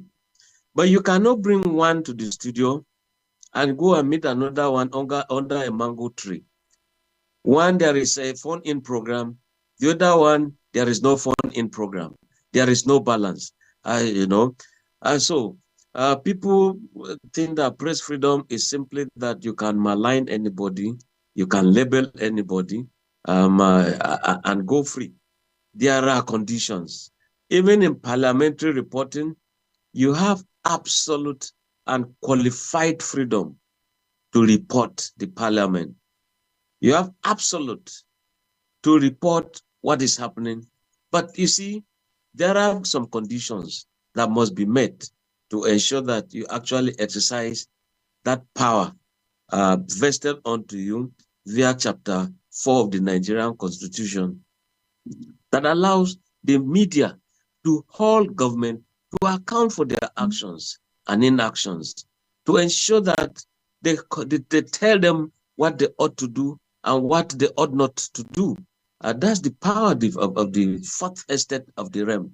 And no wonder, in terms of fourth estate of the realm, you have the executive, the legislature, the judiciary, and next in line is what you have, the media that must be omnibus, must be everywhere, that is palpable, that is seeable, so that what the masses need, you take them to government.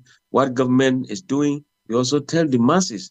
They are the bridge, so to speak. So in doing all of this, there are instances where, of course, you find clashes between the government and the media or the journalists.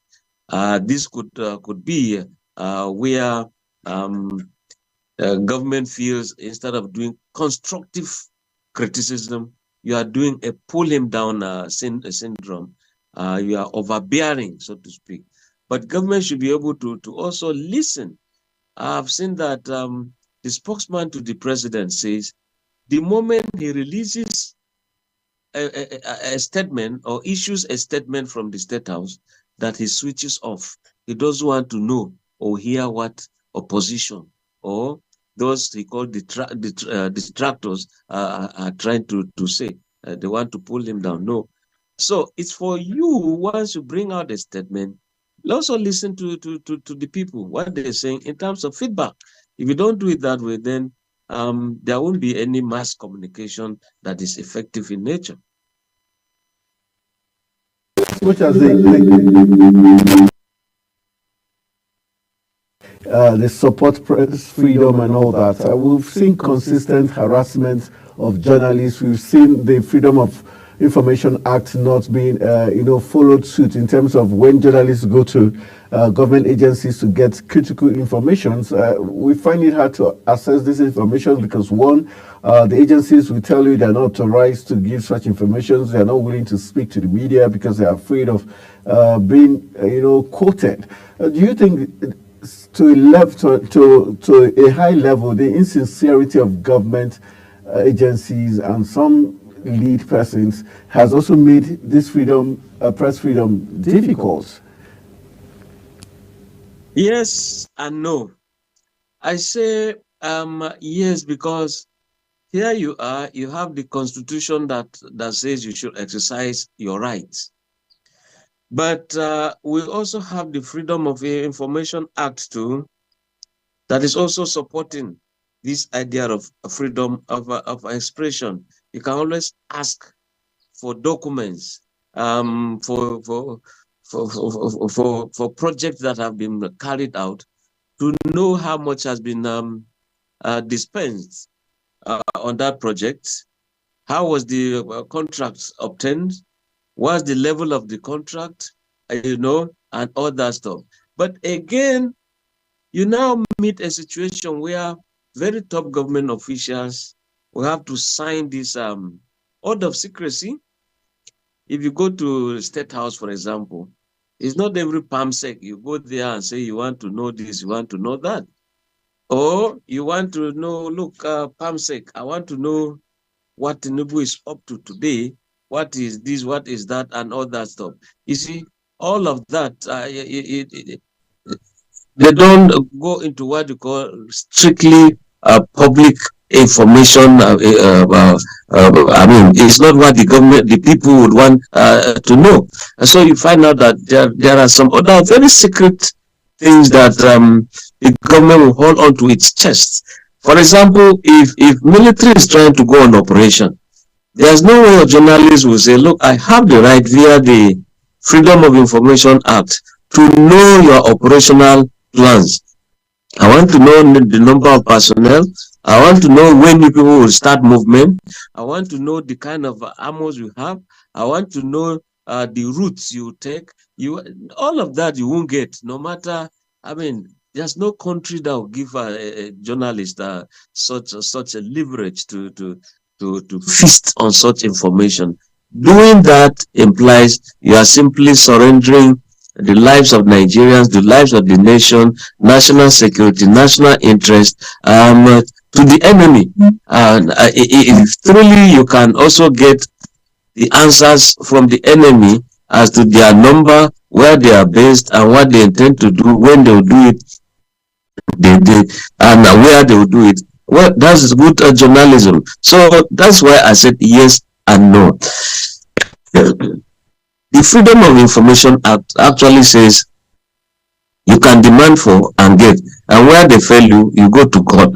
And when you win, such a person is removed from office. It is there enshrined. But that right again is taken by this order of secrecy somewhere. And at the point they tell you, okay, a president is sick, for example. You want to know the type of sickness. You want to know which doctor is treating him. You know, the level of the sickness, how dangerous it is, and all that stuff. At the point they tell you, this is strictly private matter. So if it is private matter, it follows that the media has some gaps there.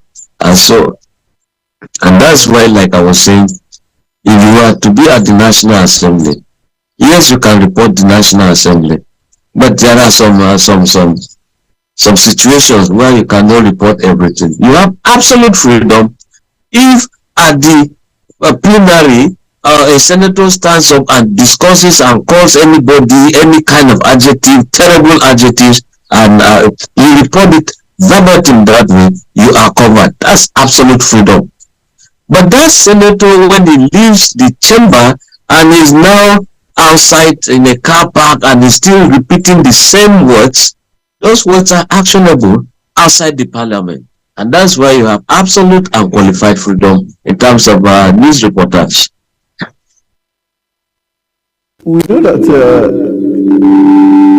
as has been said, the Reporters Without Borders ranked Nigeria 112 out of 180 countries in 2024 World Press Freedom Index.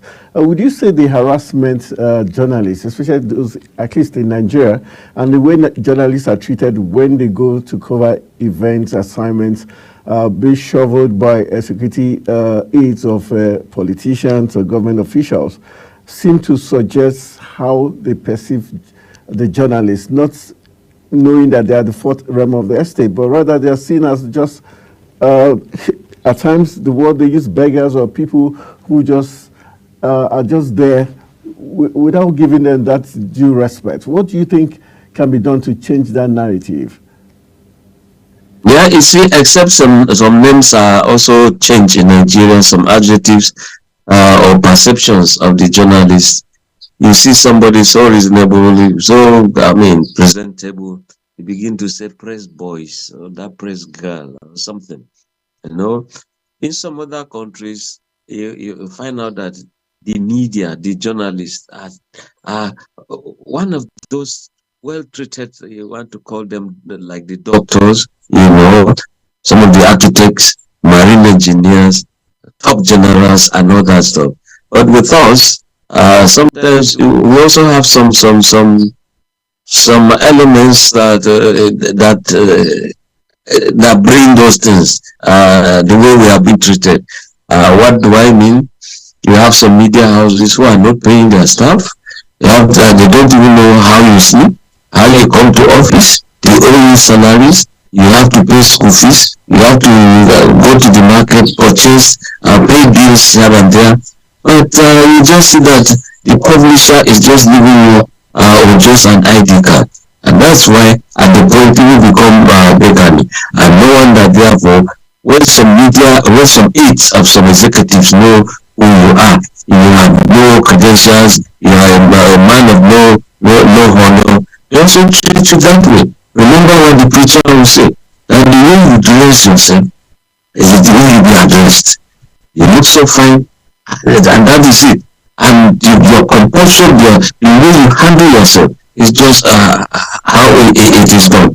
And so for government to just wake up and say we are harassing journalists, harassing this, there are some of us who also go to total blackmail to ensure that they get news or whatever they want. They want to pin down a governor, an executive, or a government, so to speak. And so I will not say that reporters without borders or journalists without borders are totally wrong. We also have to do some soul searching within ourselves. We have what is called here in Abuja Press Center Press Corps.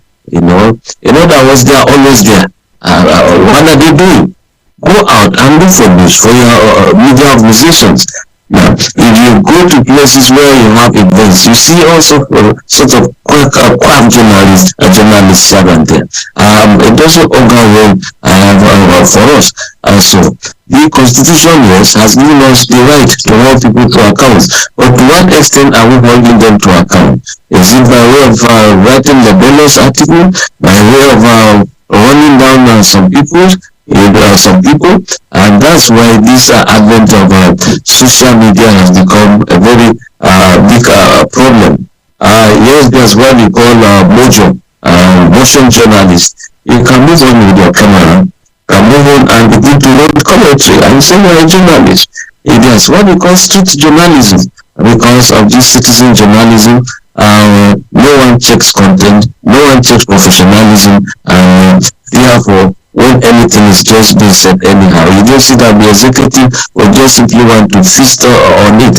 Now you go to court, this is libelous thing. The more you want to prove, the more they say it's libelous. And so it's, I think it's, let me say it's 50-50. Neither here nor there.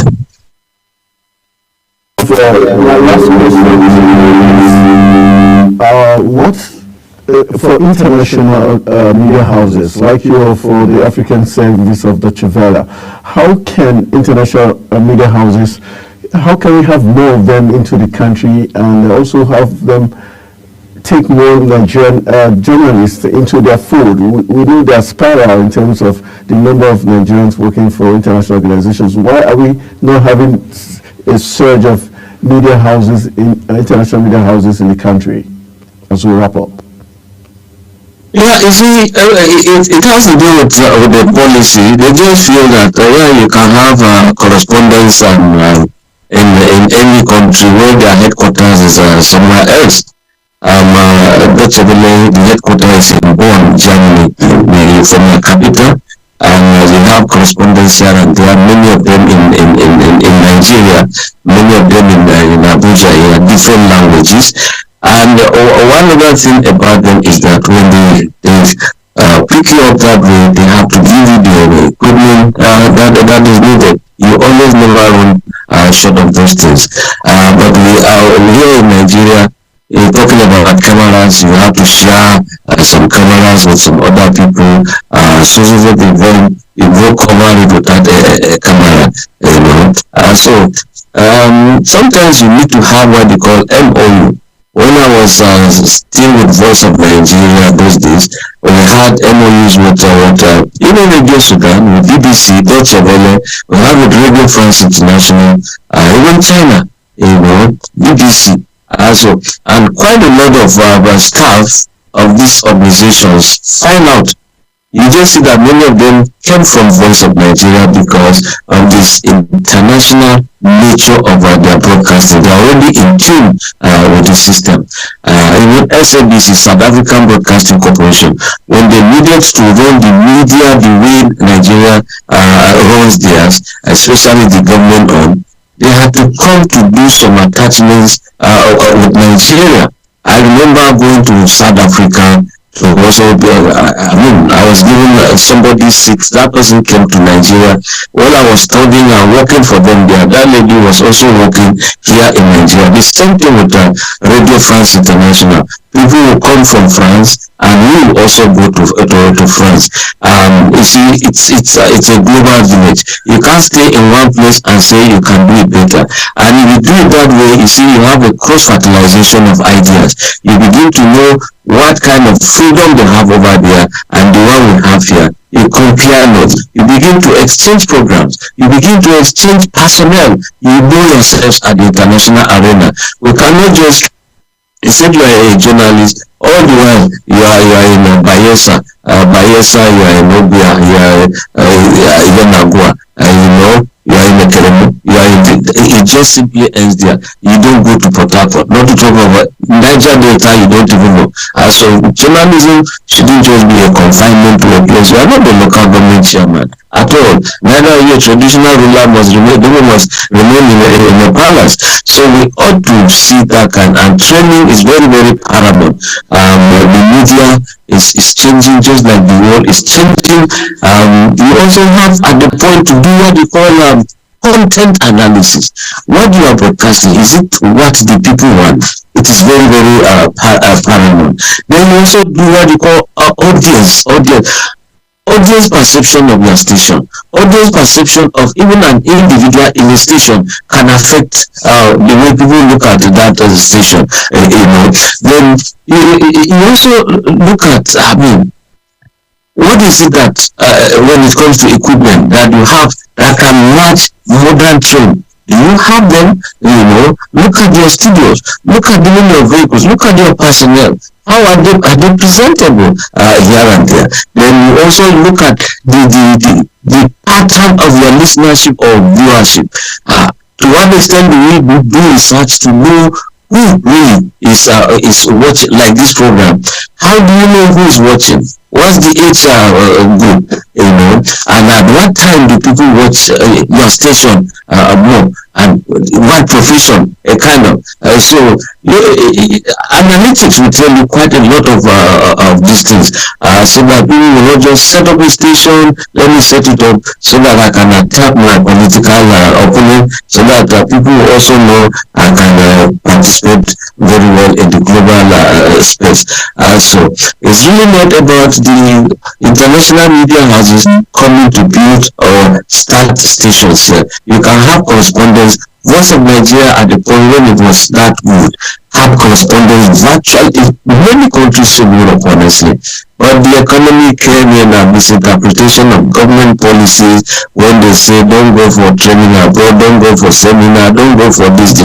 The civil servant who does not know all of this simply just brought the hammer to be a bar, stop all of this, and today we still have that problem.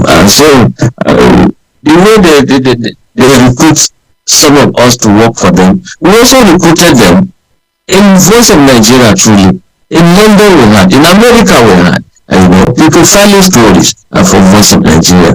But you see, we ought to, those people, sometimes they move us to Germany, we get some training, come back.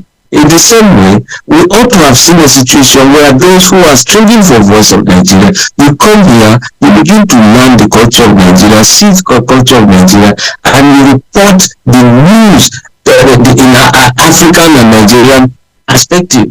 But when you are just given the barrel, the microphone, and you move on, it's not the best. You are now not to just go the theory of social responsibility. In mass communication or journalism. This thing you are about unleashing to the public, will it bring cohesion? Will it bring division? You get it very well. How many lives will go if the story is released? How many people will be set to bring this story? And so these are things that will continue to guide us. And we can always do it if at the end, just like we have the national body on communication now. How is it called now? National Council on Communication. We have Minister of Information being the head, all commissioners of information in every state. We meet and begin to look at it. How do we assist when it comes to national issues? And so this is how to go about it. And when you have another one by Nigerian Broadcasting Corporation, you also have the BON, Broadcasting Organizations of Nigeria. All media organizations, you have a point of convergence. How do you handle issues?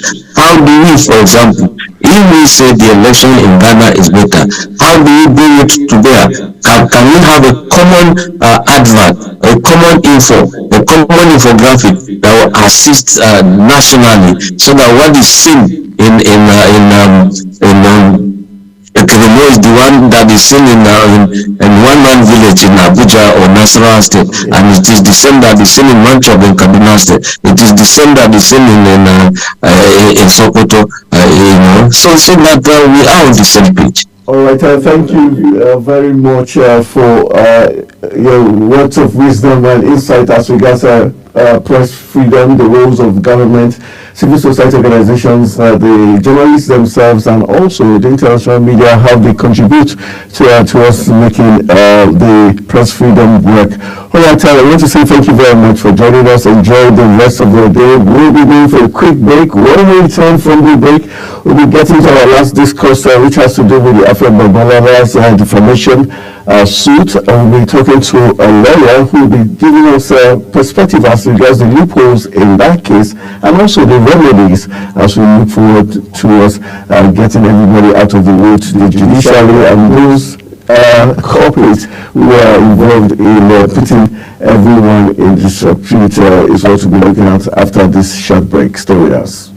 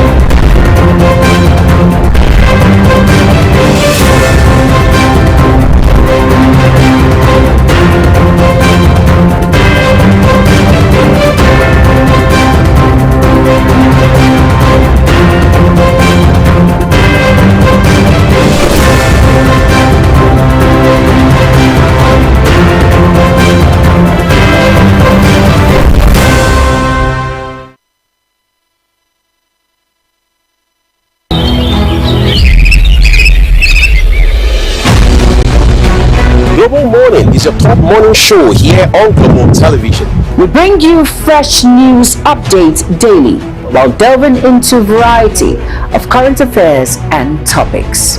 Global Morning aims to deliver newspaper review, latest news with experts on key global issues.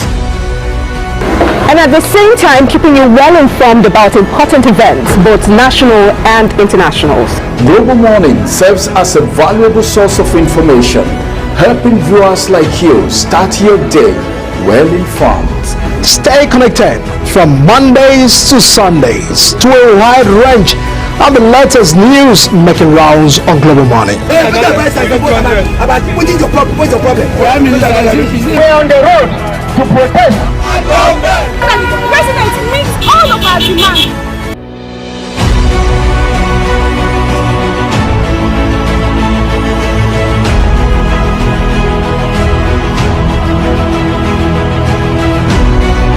This is Global Morning.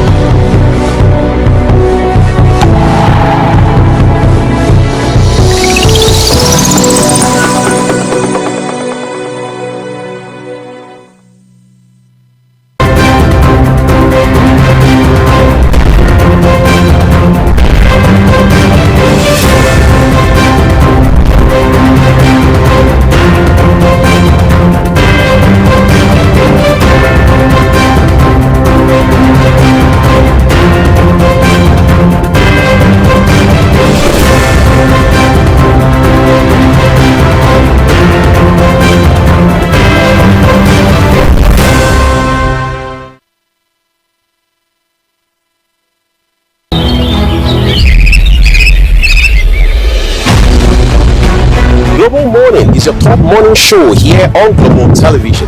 We bring you fresh news updates daily while delving into a variety of current affairs and topics. Global Morning aims to deliver newspaper review, latest news with experts on key global issues. And at the same time, keeping you well informed about important events, both national and internationals. Global Morning serves as a valuable source of information, helping viewers like you start your day well informed. Stay connected from Mondays to Sundays to a wide range of the latest news making rounds on Global Morning. We're on the road to protest. The president meets all of our demands.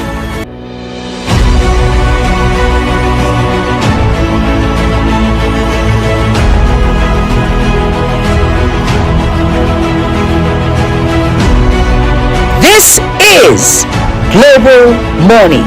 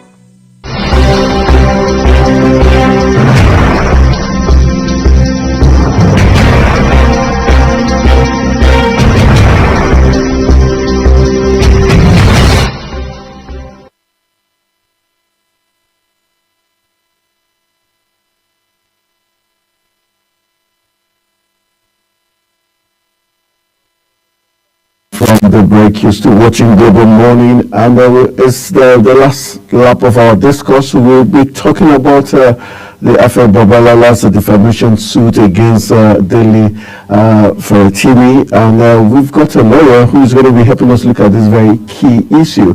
We'll be talking to Barrister Nuhu Egea, who is the chairman, Citizens Liberties Committee, National NBA, National Bar Association of Nigeria. He is our guest. He's joining us via Zoom as we look at this very important issue. Good morning, Barrister Nuhu. Thank you for joining us on Global Morning. Good morning, Mr. Tony Momo. All right, let's look at this it's been a very controversial issue since that arrest of Dele, and also the fact that when he was brought to court, he was in handcuffs. We've moved past that. Now there's multiple suits, one of them stopping his books from the book from being sold, and others. Now the current one is that he's been sued so that his name gets delisted from getting the license to practice in Nigeria. How do you see this multiple suits against him, and the way the learned Afe Babalola is going about this issue? Some have said it's looking like more of power play rather than just being about defamation of character.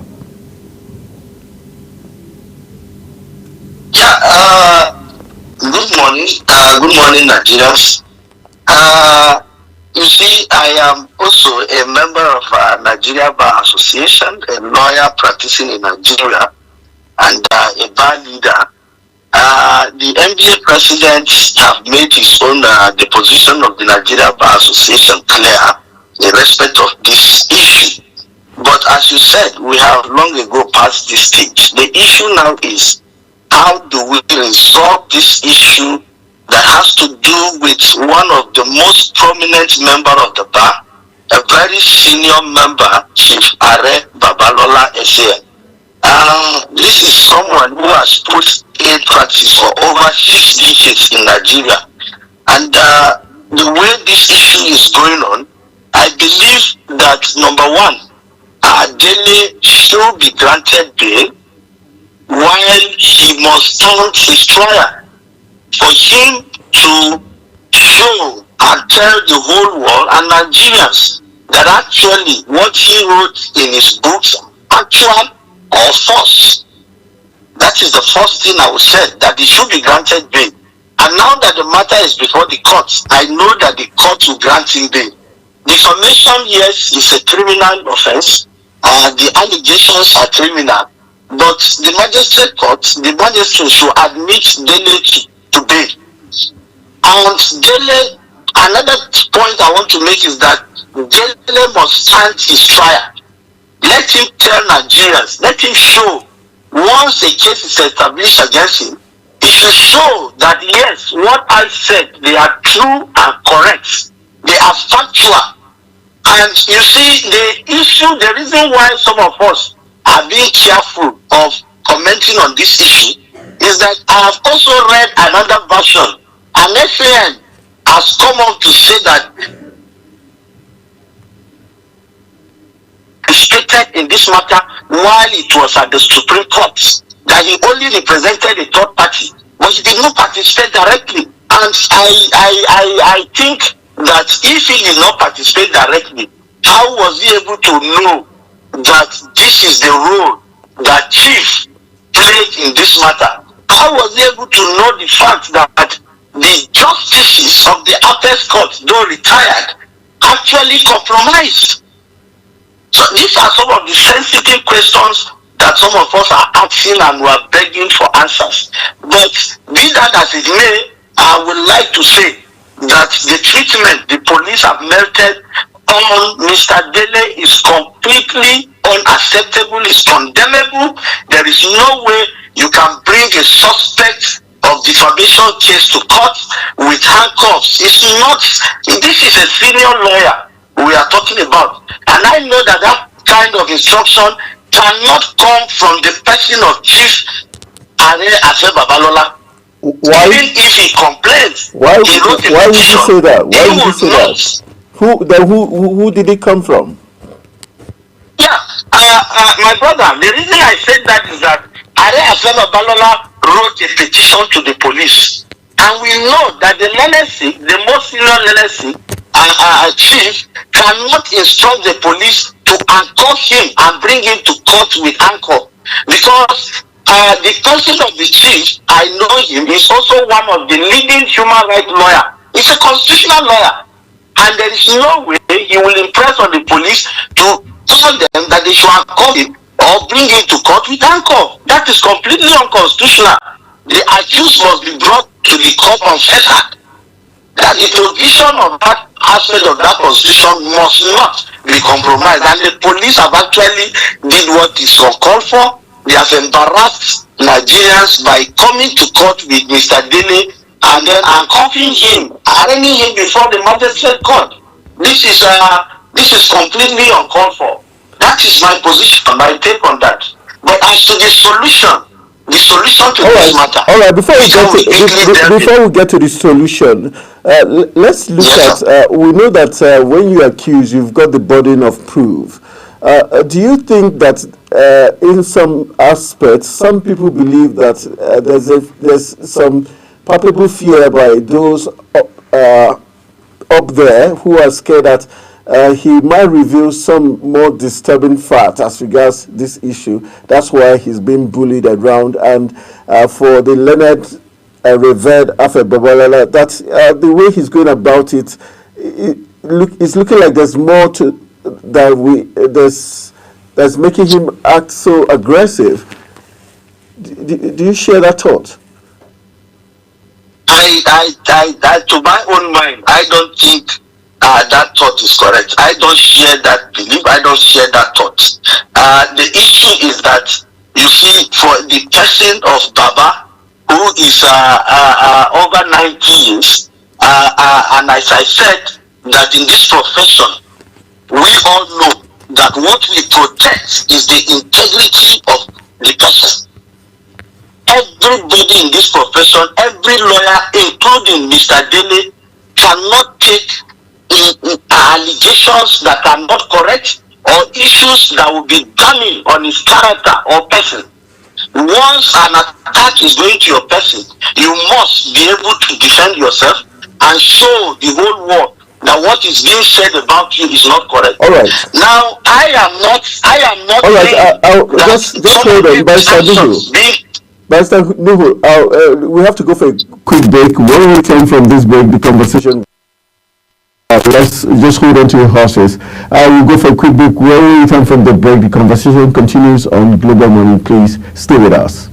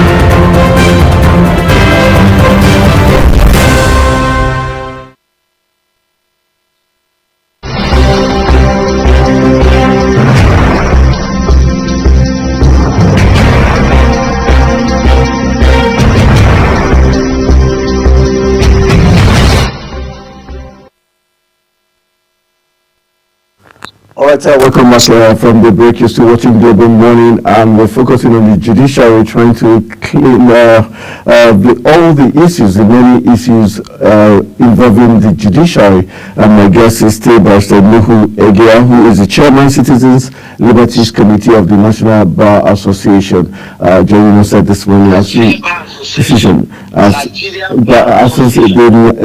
Bar Association. So let's Barrister Nuhu, let's look at away from those two personalities. Let's look at the judiciary as an entity. How key is it for the judiciary to be able to get out of the murky waters it has found itself in the last 5 years from political interference and other issues as regards conflicting, judgments in different issues that has been the judiciary? How can the judiciary, purge itself of all these controversies that have been dealt with it? All right, thank you, Mr. Tony. Actually, if you actually watch from the last 1 or 2 months since when the CJN, the Chief Justice of Nigeria, took over from the immediate retired past CJN, you see that there is a paradigm shift. There is a paradigm shift from the old tradition to what we are experiencing now. The current NJC, as presently constituted, including the Nigeria Bar Association, they have taken a different direction as to how to discipline erring judges. Because as you rightly said, you can see that from most of the judgments, the rulings, and the court orders that the judges dish out, you discover that a case will emanate from Port Harcourt. There will be an order from Rivers. There will be an order from Abuja. There will be another one from Lagos. From a court of coordinate jurisdiction, perhaps from Federal High Court, State High Court, all of them are of coordinate jurisdiction. And different judges sitting on the same matter, giving conflicting orders. Are you with me? Yes. From the NJC, Judicial Council,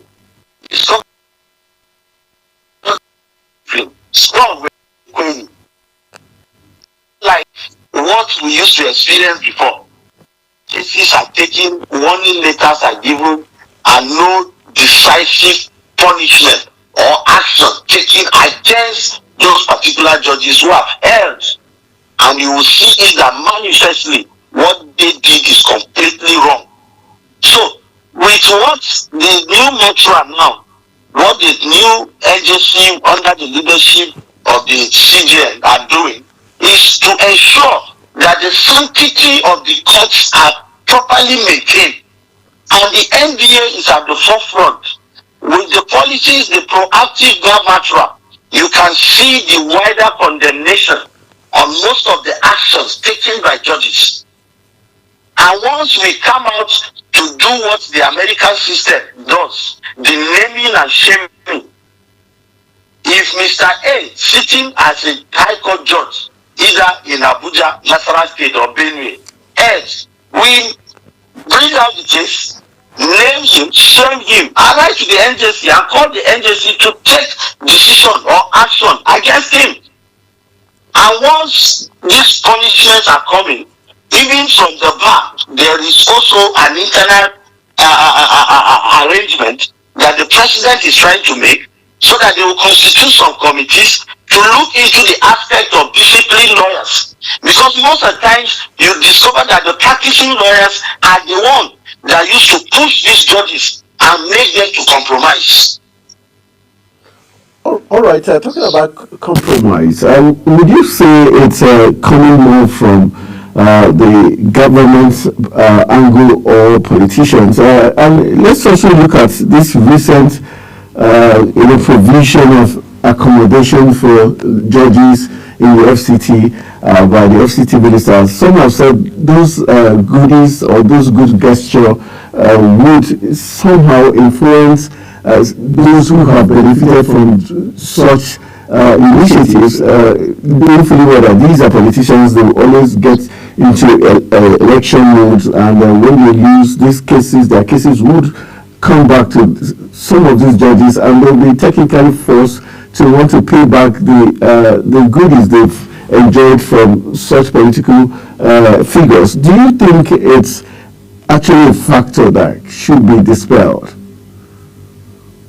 Yeah, to some extent, I think it is a factor that should be dispelled. Though I have read the position of our former NBA president, Mr. J.B. Daudu. If you look at the article that J.B. Daudu wrote in respect of that, it was very, very explicit. But one thing you must understand is that until the judicial autonomy is fully guaranteed in Nigeria, some of these interferences will continue. I see no reason why the FCT minister should be the one to embark on such project where there is an independence of judiciary. The three arms of government should be able to operate independently, even though we know that there are places where the three arms will come together and have an interplay. But to the extent of what is being provided for, I think that should not be something that will make the judicial arm compromise, or the judges, the justices to compromise. Once there are these gesture from government, it should not come from a particular office. Once it's a provision made by government, we know that our judges must be well taken care of. For them to be able to discharge their functions, they must be well taken care of. And if government is providing accommodation for them, we have no problem with that. But that a judge should be able to stand and maintain a clear stand and interpret the law the way it should be. We know that law is an art, but once a case is before you, you should try your possible best as a human being, because we know that those judges or justices are also human beings. But you should do your best to ensure that justice is done within the confines of the law. And once you do that, the society will adjudge you that this is a personality of an incorruptible judge. That is what we are saying. And we know that in life, there are many things that we are seeing in Nigeria. And I will tell you, I will go back to the rudiment. You have seen recently that most politicians, Nigerian politicians, are very, very intelligent. Why do I say so? They discovered that the judiciary arm is a very strong arm that can make policies and give government direction. Now they have come back to ensure that all their family members, their wives, their children, their relatives, their nieces, their cousins, their nephews go into take appointment with the judiciary. And they are doing that deliberately to ensure that they will have a very strong influence on the judiciary. So the NJC must be able to come out clear and ensure that there are proper screening, there are serious, thorough screening as to who should be a judge in Nigeria. There is an essay that recently said that the list of judges who are to be appointed should be published like the list of SM. Should be published before the appointment.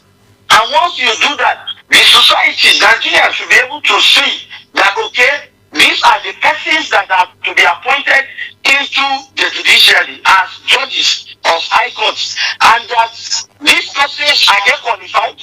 Are they corrupt? Are they related to any family that family is completely a condemned family? What do they mean by condemned family? Persons who have stolen or looted Nigeria treasury, and it was proven in court that those persons are persons of zero character. So we in fact the issue with Nigeria is the round table and begin to look inward on how to correct those things. Because tomorrow we might wake up and there will be no Nigeria. That is my fear. That is my fear. That just have to take conscious steps on how to correct some of these anomalies. The anomalies are too much. And we cannot fold our arms, we cannot fold our hands and watch while things keep deteriorating. All right, let's in terms of the remedies now, let's look at the anomalies you said are too much. Can we say these anomalies begin from the law school when lawyers are called to bar? What happens at the law school level, or it's when they actually start practicing, or the different chambers in which they are made to understudy? Can we say that's where they pick up these vices? And in terms of these corrupt practices, can you also say the NJC, like you rightly pointed out, has not been really strict, unlike what we are having now? And what's the guarantee that it will be sustainable?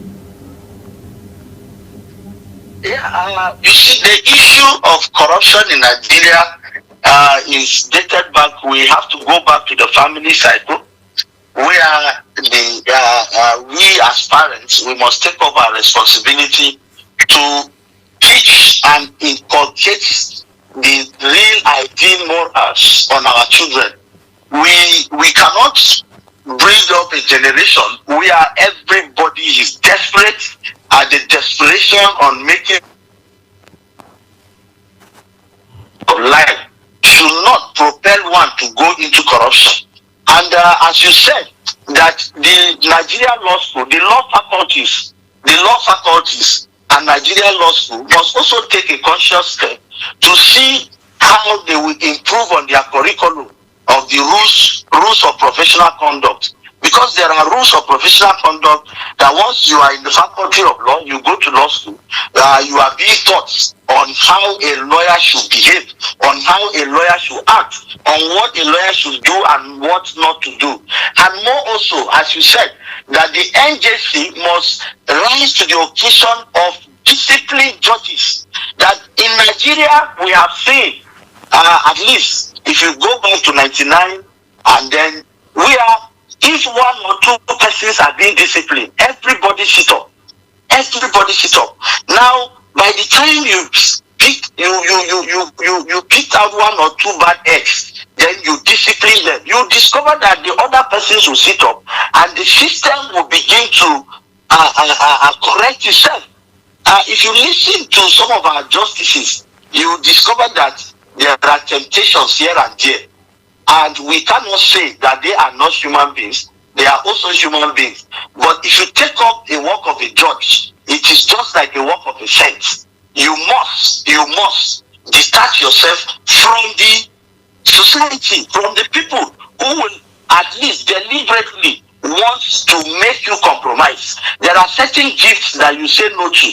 And once you do that, you'll be able to sit in your court and be a master of your court and dispense justice. I can tell you that the common man in the street today don't longer have confidence in what you call our judiciary of today. And it's not only the judiciary. Even we lawyers, we are risking being stoned by the commoners on the street because people don't believe that they can get justice from the courts. They don't believe it. That confidence has been eroded. And once the society is gearing towards getting justice by individual selves, then we should understand that we are going back to the state of nature, which is completely the state of anarchy, where John Locke and Thomas Hobbes propounded their theories. And we cannot afford to go that backwards. We should do what we should within the ambit of the law. The government should maintain and uphold the rule of law.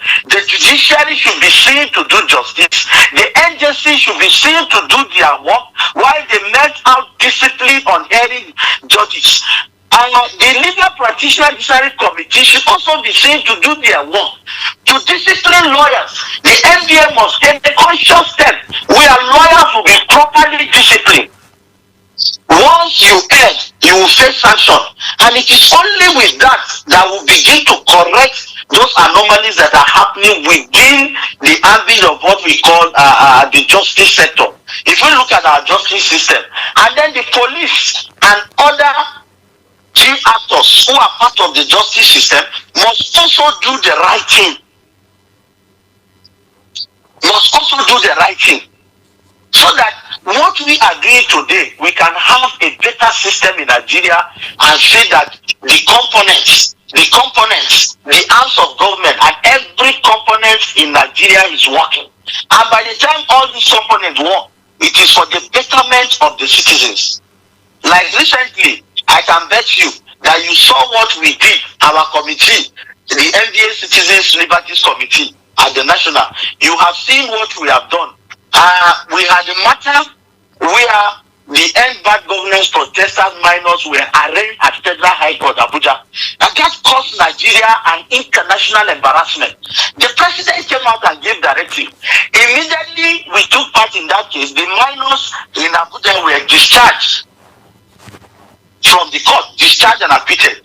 The ones in Maiduguri state government now directed the Ministry of Justice, and they quickly arraigned those minors in detention. Some of them in prisons, not remand home. All of them in prisons. And they were arraigned. We have to step into Maiduguri, intervene, went to the court, and the judge, who happens to be a mother, she dispensed justice. Looking at the faces of those minors, you can see that they altered their ages and put some of them 23, 22 years, 19. But practically, if you look at their faces, you can practically see that those are children who are within the ages of 9, 10, 11, and some of them 8. So when we made our bail application, the judge did not hesitate to grant them bail. And after her ruling, she said, look, I am a mother. I've seen the faces of these minors. Practically, you can see that the way they are standing in this court, they are minors. They are minors. And now these are cases that, if not that we, the NBA, we stepped in, those children spend about 4 to 5 months in prison before they got their bail. These are some of the issues we are talking about. That if police will do their work, they will have discovered that yes, these children are minors and they can go within the ambit of the law and do what they will do with them and allow them go to school. All right. While they're in detention, they cannot attend to their schools. And what are you doing? You are creating more problem to Nigerians by confining those children in one place. All right, let's try to wrap up our conversation now. The issue of the rankings in the judiciary. Some say it has caused more problem than good. We are looking at when you go to court and you have a lawyer who is SAN versus someone who does not have that title to his name. Do you think that has also led to some bit of corruption and anomalies within the judiciary? No, I don't completely. I disagree with that postulation. Doesn't it give an edge? Doesn't it give an edge? Completely beg to differ Okay. on that opinion. That has not encouraged any corruption in the judicial system at all. And it doesn't give an edge. The rank of it doesn't give any edge. We are seeing where lawyers won their cases against SAN. We are seeing where judgments are given against SAN. So the rank of SAN does not confer. The rank of SAN conferred on senior lawyers who merited it and got to that position does not encourage any judiciary or give an edge to a lawyer who is doing his matter in court. We know that that is a very, very cherishable rank. All of us, including me, who are non-SAN, we are aspiring to be SAN. And the issue is that that particular rank is designated to encourage lawyers for them to work hard and be able to earn that rank. So if you said that it conferred advantage, then we'll begin to look into certain issues. The issue is, are SAN not losing cases in courts? Are non-SAN not winning their cases against SAN? These are questions that we ask. And I can give you territorial authorities where I have seen that non-SAN do their briefs and also win against SAN. So there is completely In fact, it is completely uncalled for a lawyer to come up and say that the rank of SAN is conferring undue advantage on an SAN because he is not an SAN. No. We must protect this law. We have no any other profession except this legal profession, and we must protect it jealously. The issues we know is that there are all these petty issues. At times, let me tell you, my brother, you will be handling a brief, and your client will not even inform you that he has taken a step ahead of you to go and see either the magistrate or the judge. They will go behind you. In fact, when they are negotiating with you, they will make sure that what they pay you is just within your due, so that they will go through the back door and see the judge without your knowledge. In that type of case, what do you say? Because you are SAN, you are not God, you are not spirit. You only go to court to do your case within the ambit of the law.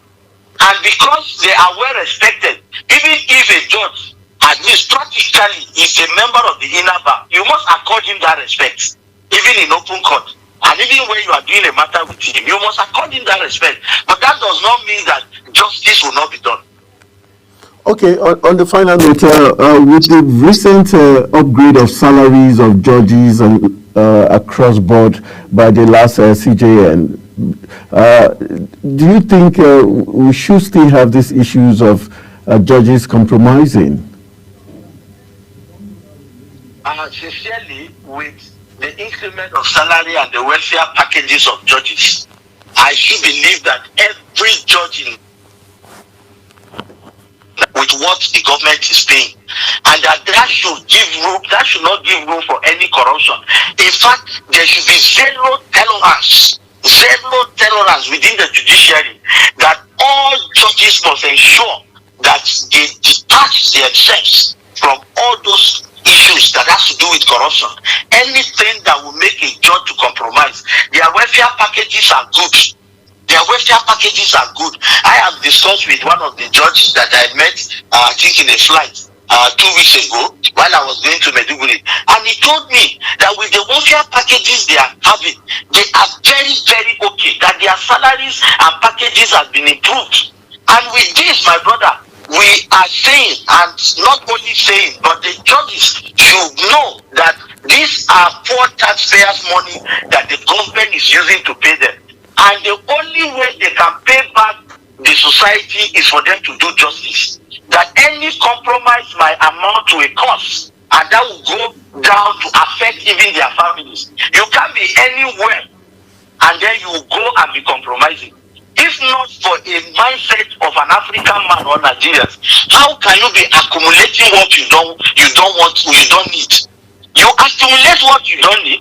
You accumulate what you don't want to use them. In fact, some people are having monies that they don't even need it. At some point, it becomes a problem to them because they cannot manage their assets. They cannot even spend their money. They are looking for a way to throw it, and you have seen where monies are being burned down, some cash in a place where they got rotten. So I will say that there should be zero tolerance for corruption in the judiciary. All right. This will be my take home. No judge should compromise because they are well taken care of. And we know that now that the government has improved on their welfare packages, the only duty they have, the responsibility to the society, is to do justice. All right, I want to say thank you very much, Barrister Nuhu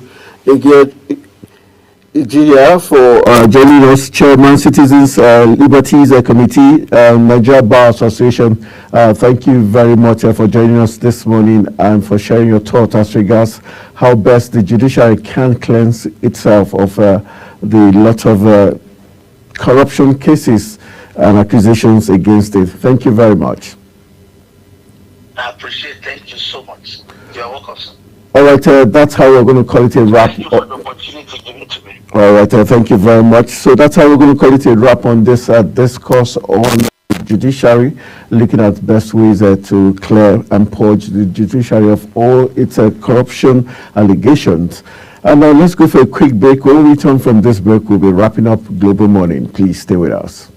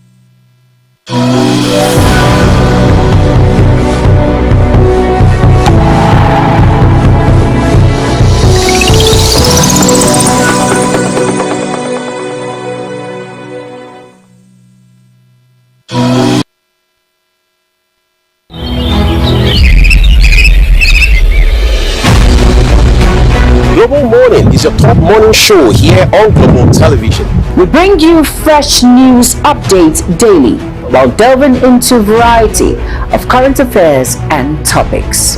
Global Morning aims to deliver newspaper review, latest news with experts on key global issues. And at the same time, keeping you well informed about important events, both national and international. Global Morning serves as a valuable source of information, helping viewers like you start your day well informed. Stay connected from Mondays to Sundays to a wide range of the latest news making rounds on Global Morning. We're on the road to protest. The president meets all of our demands.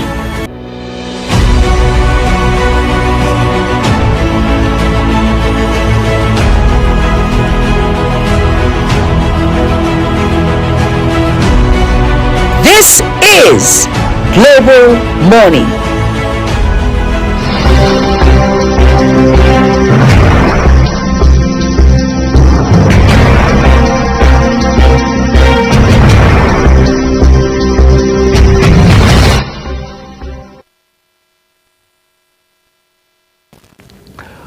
Welcome back from the break. This is the moment where we say our goodbyes, and I know, Jimmy, you're ready. It's women say goodbye is the best. Women say goodbye. They break fast, faster. I'm going to ignore that. All right, at this point, we're going to be wrapping up on Global Morning. Hope you had an amazing time with us from 7 till this point. And hope you are well informed with issues and news making rounds. And at this point, we're going to be saying bye-bye. And I am Jubai Manson. I'm with my very annoying co-host right here. Anthony Momodu will be my name. I want to say thank you very much for joining us, and Thank have you. a great weekend ahead. Bye-bye.